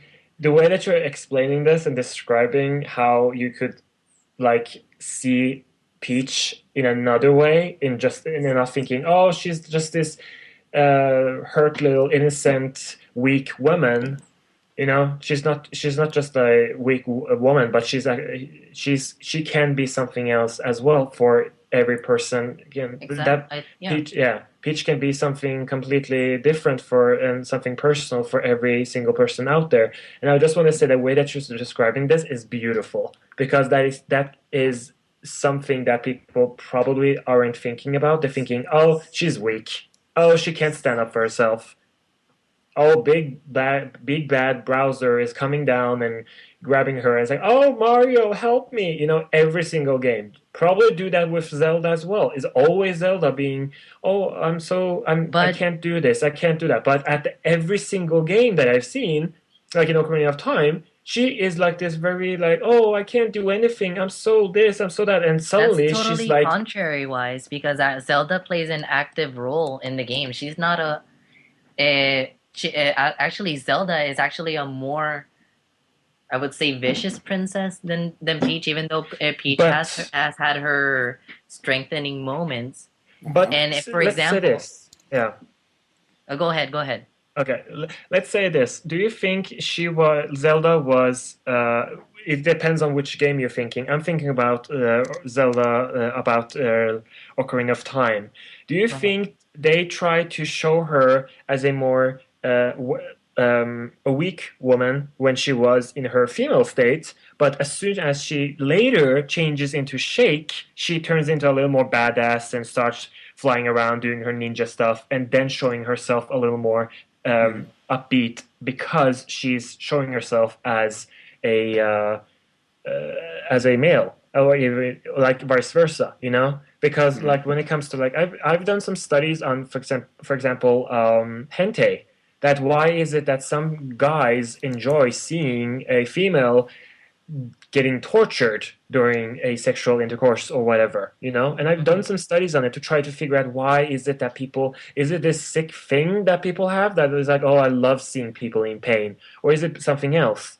And I read this article that basically enlightened me a little bit, that said that because of the society that Japan has, with like all through history and all that, that males are on top and the females are like at the bottom and are like very like different uh, class and different levels in society and everything. Mm-hmm. And because the females, like women later on in history, started getting more and more rights, this is their way of punishing them by like trying to like get back at them or not allowing them to be so free or whatever, you know. Do you think, and because of Zelda and like Nintendo being fairly big in Japan, do you think there's a conscious example of it that they tried, like they couldn't show Zelda being badass in the game because at the end of the game she suddenly turns into one of the sages and then she starts blasting out beams of light towards one of the other forms of Ganon at when Mm-hmm. the castle completely falls down. Then she starts turning badass. Why wasn't she badass later on in the game? Like Well, I before think in she was earlier badass game. in her own way. If it wasn't Yeah. for Zelda being able to wield the light arrow, then you couldn't do the finishing blow on Ganondorf. Yeah. But why didn't they show a little more about that before in the game? Do you understand? Because the thing is, I see it this way. at least I don't think Zelda has ever at all played the damsel in distress. More like she's just been a normal character that's been abducted because of her status as royalty. Yeah. And regardless of who you are, male or female, royalty is always targeted as something valuable. Mm-hmm. And Zelda to me was a good example of women having to be, or not having to be, having the ability to be adaptable. Mm-hmm. Because the current situation was her kingdom is in shambles after Mm-hmm. Ganondorf took over, and yet still she neither wept or gave up or turned herself in. She completely adapted to the situation and helped Link throughout his journey, even if it was like showing up and teaching him a song that song those songs that she taught you were completely useful. Mm-hmm. And what I think is she couldn't show herself before as Zelda before Link got all the medallions, because if Zelda revealed her identity before Link got all the medallions from the sages, Ganondorf would have abducted her, meaning that Link would have had to divert from his original mission of getting the medallions, and go after Zelda. And he would have gone after Zelda unequipped for it because he needed all the medallions first, or he needed to awaken all the sages first. So Zelda, besides being adaptable, she was being intelligent. She knew that she had to stay in disguise while the pieces were being put together in order to do the counterattack. And I'm just gonna clap for you because that's beautiful, and the Oscar goes too. No, really, it's very good because I'm not saying in any way. I know that this is getting recorded. I know that I'm not going to sit there and say I don't agree with you because what you're saying because I'm just asking a question because I was just thinking about it, that why is it that every single time that she is in a game she's always the victim, or at least gets shown as this victim? Why can't she be a little more badass? But I well, feel at let me. least in the Skyward Sword she was a little more badass, so they amped it up just as Okay. much as let's say what was it? Jade from Beyond Good and Evil. She's mhm. like everyone calls her like the badass woman of female character of video gaming, you know? Okay. And she is because she is like taking everything in her own control, you know? She doesn't let anyone control over her. So, Let me But jump in because I let want. me, okay, John, let me add just one more thing before you continue. But I also wouldn't like to think of Zelda as the only victim. I think every single game that involves Zelda, it has to be a bilateral um victimization, because think of it this way: if doesn't it make Link also a victim of the tragedy, because he's he feels like he's compelled to do this for a person he barely even knows. In some games very true. it is showed that he does know Zelda previously. Very true. But for example, in Ocarina of Time, he never even knew Zelda. He just dreamt of her. So Yeah, doesn't that make Link also a victim to being forced into some fate that he's totally unaware of? exactly. Exactly. Just for the record, I'm completely agreeing with you. I'm just throwing something out that I think maybe some people do think that, oh my God, why is that? Because they're like, I mean, I'm a total feminist, especially when it comes to when religion, for instance, oppresses women. I'm a very huge feminist, but I know I've been around feminists that have been very calm and very progressive and um, very strong on their views and like the way that they think and everything, but they're still not radical. And there are some people that I've known that are feminists, and they are radical beyond words. Yes. They are so extreme that it's like, oh my God, like calm down. It's like you can be, uh, let's say let's not say hateful, but being very sore about it. No, that maybe isn't a good enough word. You don't. You can be passionate about something, but you don't need to go all guns and like be extreme about it. You know? No, because like if you want to convince someone, you don't convince somebody by screaming. You convince them with a Exactly. reason. Exactly. Reason. We like that word. Oh my God, girl, you should be. Oh my God, I can't wait for next year. We're gonna have so much fun. I wanted Seriously. to jump back. I wanted to jump back to Peach a little bit and Hmm? actually kind of bring a couple of the other ones in as well, because there's Princess Peach, there's Princess Daisy.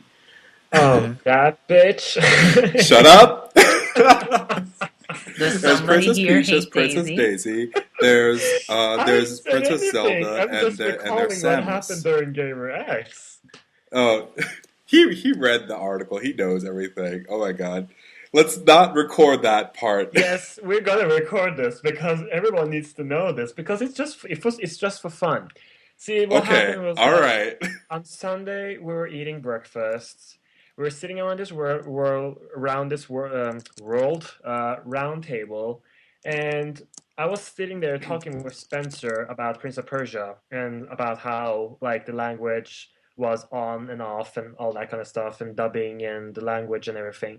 And suddenly I see Jean-Luc slamming the table and then laughing, and I was like, "Girl, it's not even 10 a.m. and the Native Americans are having an uproar. It's gonna be a long day, you know." And then later, I found out that it was something about Princess Daisy and Peach, and what was the other name? The one from Super Mario Galaxy, I think you Rosalina? actually like brought Rosalina. her Yeah, into it, but it was we were more talking about about that. like Yeah. when it was the conversation between me and Matt, it was Princess Peach versus Princess Daisy, Yeah. and I want to during these shows, I do kind of want to like hold back as much of myself as I possibly can. You guys don't know. Like I could just like jump in and be like, "Oh Oh my yeah, God. this happened to me. This happened to me." You know. But I definitely want to like keep the focus on you guys. But just to give Sliders. like some history into that, because it does like kind of tie into the ideas of like uh, the ideals of like what it is to be a woman, what it is to be feminine, all this stuff. Um, Personally, like whenever I would date a guy and we would play games together, especially like Mario Party, which is like the most vicious game that Nintendo has ever come up with, where you're like Oh, stealing girl, stars ain't from each that the other and all this truth? shit. Okay, my my boyfriends would always play. Um, My boyfriends would also always play Princess Peach, and I would end up because I'm the type of person that I always root for the underdog. I always root for somebody that maybe that people look down on them or whatever, or like I get defensive because like this character is getting picked on. So my Fun two fact, characters that I Donnie would has an play, ability what? called Underdog. Huh? You were talking about underdogs, and that's why I also chose Donnie, because he's an underdog in the game. Continue. Oh, okay. Ain't that the tea? So So whenever I would Continue. play like Mario Party or something like that, I Hmm. would my primary character would be Princess Daisy, and then sometimes I would play as Birdo because I definitely am in love with Birdo. So, um, but definitely like the Are you Princess Peach going versus Princess by, Daisy, Jean-Luc? huh? Are you going by? Birdo's a boy. Oh, Yeah. Well, awkward. yeah. So I'm joking. Birdo I'm like joking. that the history of that character is like really interesting. Like in Japanese, the character is known as Catherine, Hmm. um, and then in the American booklet, Birdo is described as the boy who thinks he's a girl. And so this is why like this male character is spitting out all these eggs at you in Super Mario Brothers 2. And so and then like as time goes on, and I find this happens with like a lot of like our transgender or transsexual characters, is that the companies have like rewritten their histories to where that character has always been female. So like with Birdo, now it's just her. Whereas like it used to be, well, it's a guy that thinks he's a girl. So that's Birdo. That's why I like that character. But Princess Daisy was the underdog that was like, oh my God, whenever my boyfriends would play Princess Peach and then I would pick up Princess Daisy, they'd be like, "Ugh, why are you playing Princess Daisy? She's a tomboy, she's ugly, she's a lesbian, she's, She's not ugly. I XYZ, like all Princess these Daisy. things about like Jeez, why." that's harsh. Yeah. And so One thing and is to just so for fun like, say, and "Oh, then I this is hate that girl. Oh, I don't like that girl." Blah blah blah. But there's something else is to start attacking a character, just saying, "Oh, I don't like her. She's ugly." Okay. yeah. But if someone comes here and tells me that Zafina, Alyssa, or Lily are ugly, I will murder their ass to the ground.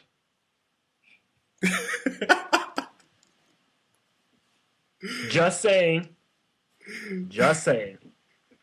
Don't play me. Don't play me. If How someone many? does that, I think it's going to be a drinking game for this episode. How many times will Anthony say "murder his ass to the ground"? oh my god. But she's Oh so my God. cute. I just Okay. want to be Lily. I just. Is it too much to ask for? Sorry. Keep. You were saying. Yeah. No. So there's Princess Peach, there's Princess Daisy, there's Zelda, and there's Samus, and I kind of order them in that way because with Princess Peach, I feel like there has never been a point where she wasn't the feminine ideal. Like when she gets active, there she does help, and there's always like a like just ideal like she's a female character, or like even in Super Princess Peach, she's when she gets active, her powers are based on her emotions. She's Yes. resolving the situation with her emotions.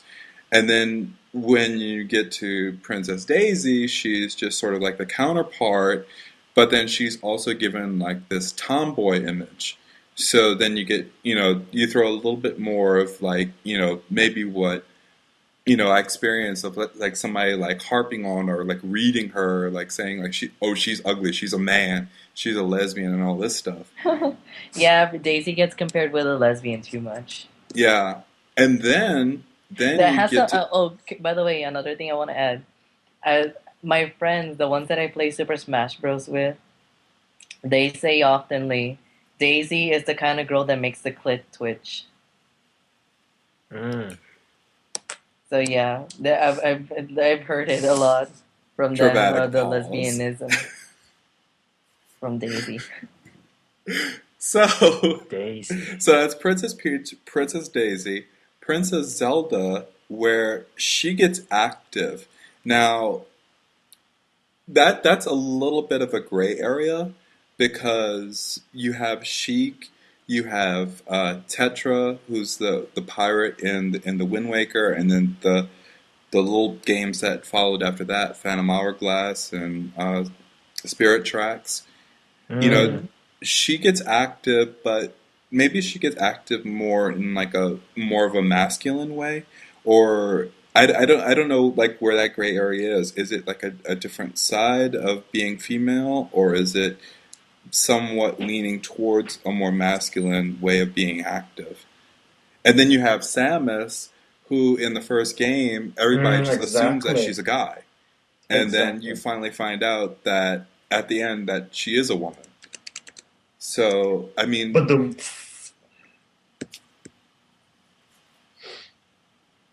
what do you guys think about all that? Hmm. I think that I'm gonna let Anthony express his idea while I be right back another moment. Okay.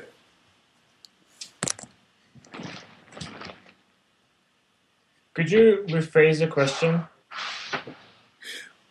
Okay, well, I just feel like there's sort of like a spectrum of the ideals of what it is to be female, or you know, maybe like maybe even almost like a I don't want to say like a Kinsey scale, but there's definitely an idea of like, okay, who the female ideal is versus somebody that resolves a situation in a more masculine way.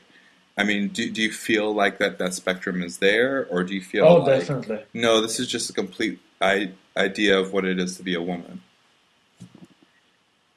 Well, I feel that not necessarily that Zelda is like this victim in a way, because she is badass and she does kick ass. But I feel that society has gone to this point of maybe wanting to always like video games and even in movies, you always see that there's someone that is a victim and there's someone that is in power and there's someone that is not in power, and they're trying to like get equality and everything is going to be okay. It's just like when you have the Wreck-It Ralph, for instance, and the Hmm. whole Donkey Kong, the Hmm. whole 2D gaming of Donkey Kong, of having to go up the ladders and pass all the obstacles and everything and beat the big bad person on the top and rescue the damsel in distress. It's Hmm. that whole thing keeps on going all the time. There's always a good guy and there's always a bad guy. And there always is a person that is a victim. And sadly, it's always a female. No, no, yeah, exactly. There's a female, and there's a good thing that I think that they were like, zing, it's Samus is actually a female at the end of the game. Hmm. So maybe people don't even realize this, but at the same time, it probably some people, as you mentioned right now, goes to show that there are actually people that are thinking about that question and dilemma as well. It just goes to show it goes in with accordance with something that I've noticed a few years ago. That it suddenly came into my mind that I started thinking about it. It was about these at E3 and all of these conventions and everything. It's always booth babes.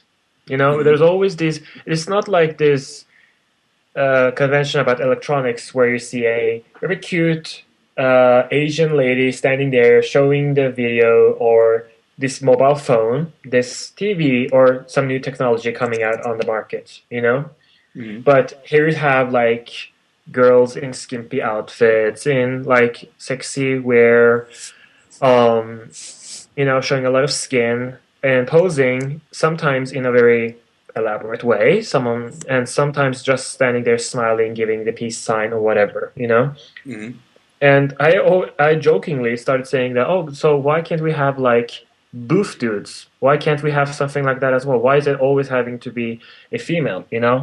And Hmm. people did respond with that. Well, we do have some of these. We have like there was a few years back at some convention in, I think it was Europe, where they did that, where you saw actually that there were males standing there and um, basically standing there in I don't remember what kind of an outfit they were wearing or costume or yeah, clothes they were wearing. But some of I think it was a little sexy, a little skinny, stuff like that. But at the same time, it was also for a game. It was like for showing that type of game or advertising for some adding for a game. Uh-huh.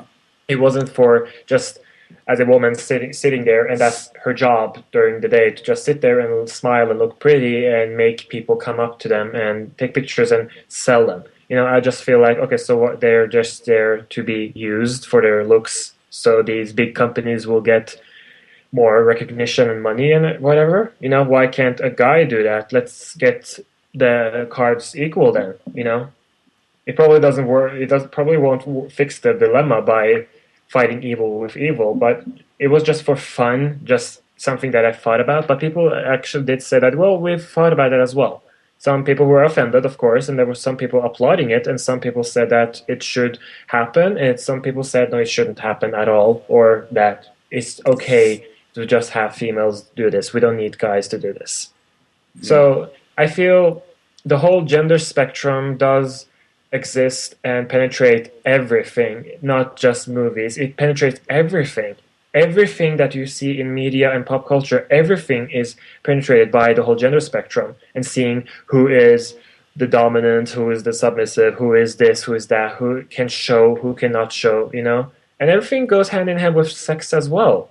You know, there could be a strong sex appeal that some characters have that show themselves better with a female or even a guy, you know? I'd like to see a crossplay of someone very sexy or a very like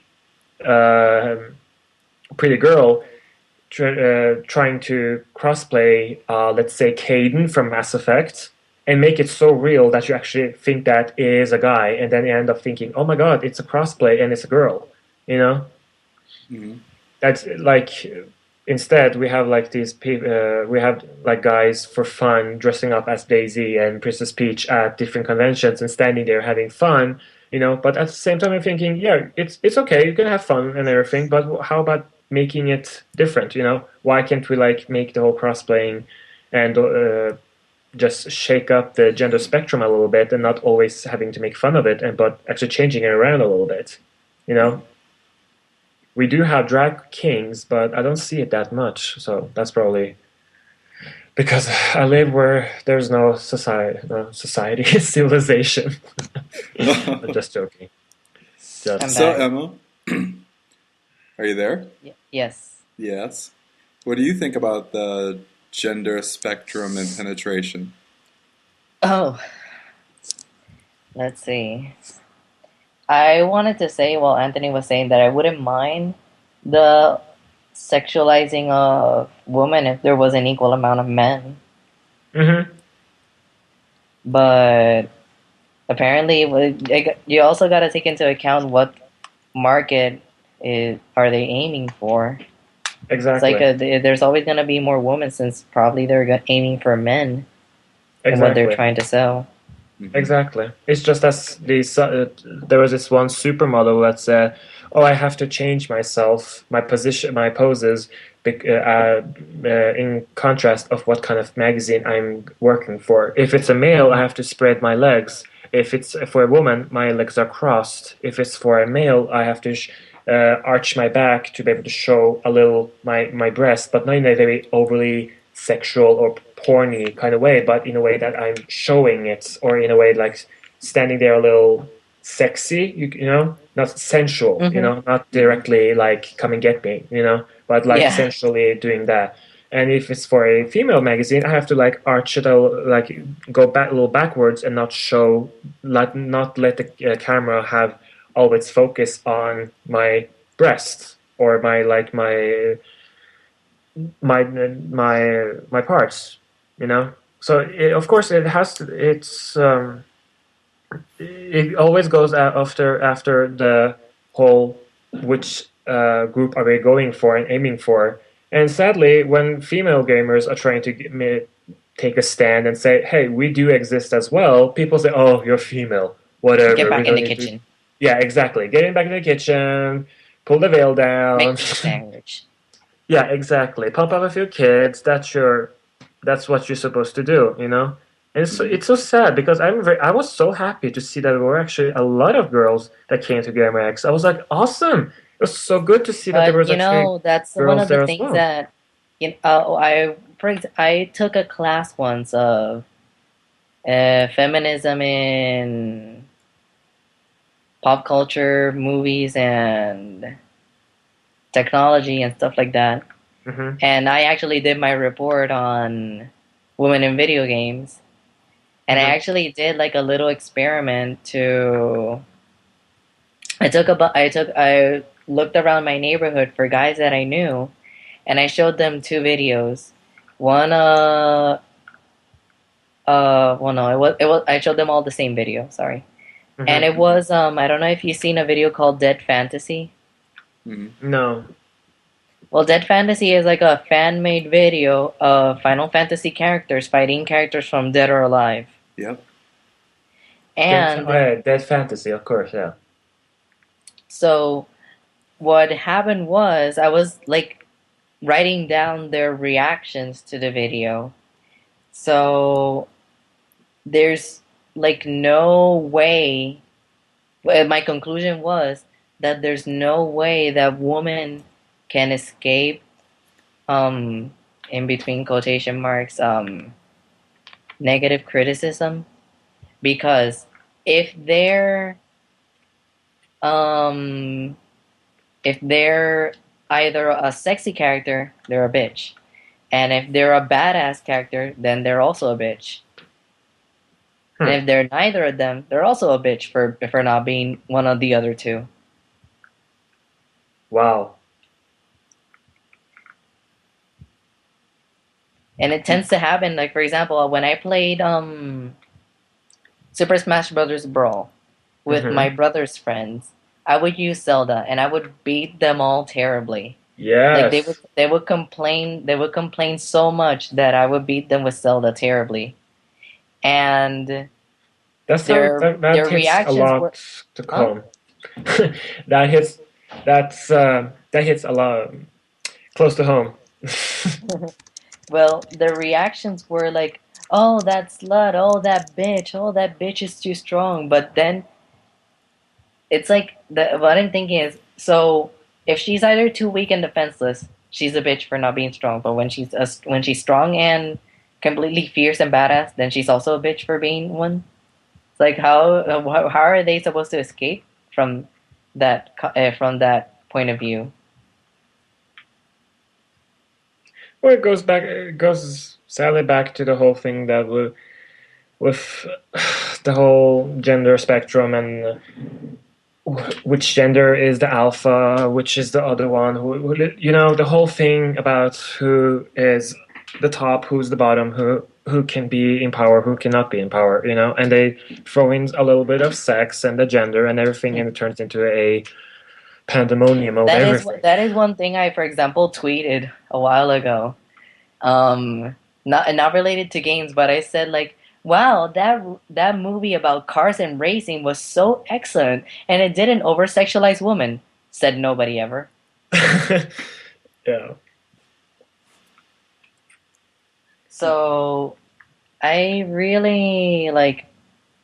I don't know if I guess that there's no way that they can escape it per se, but Yeah. doesn't it also? I remember seeing that, for example, if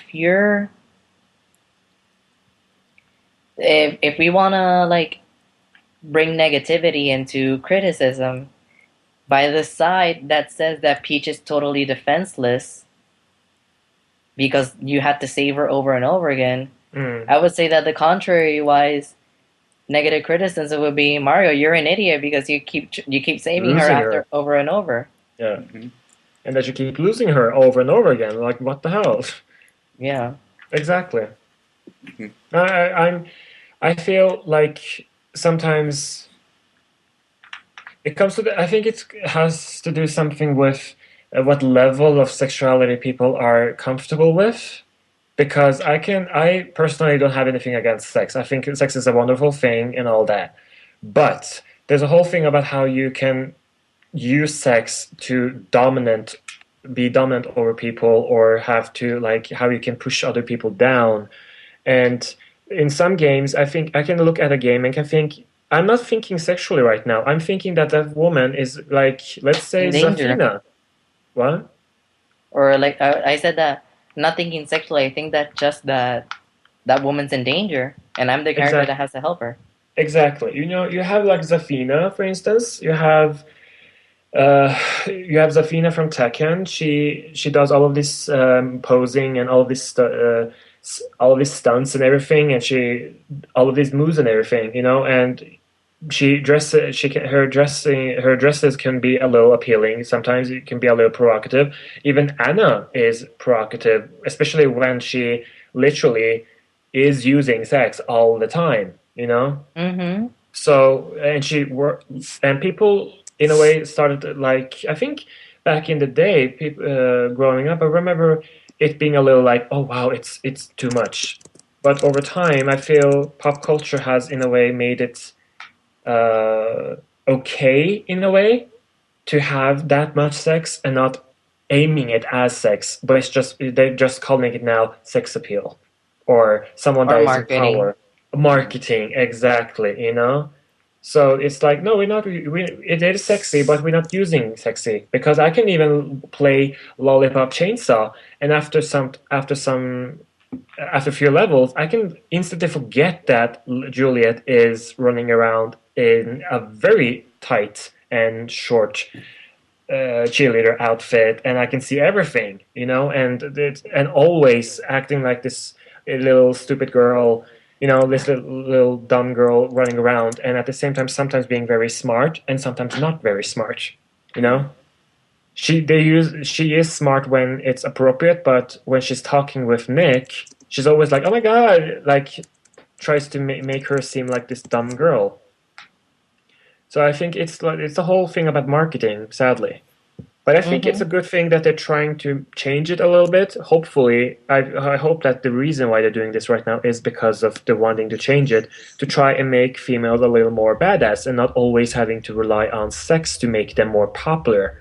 You know. That's it for our talk with Anthony. You can follow him at ActuallyAnthony. Emma-chan tweets at Munisenshi, MUNISENSHI. And for more of my nonsense, follow me at Neshoba78. And so, from Boston Harbor to the Bay Area, good night, good morning, across the nation, around the world, whenever, wherever. This is Neshoba, signing off.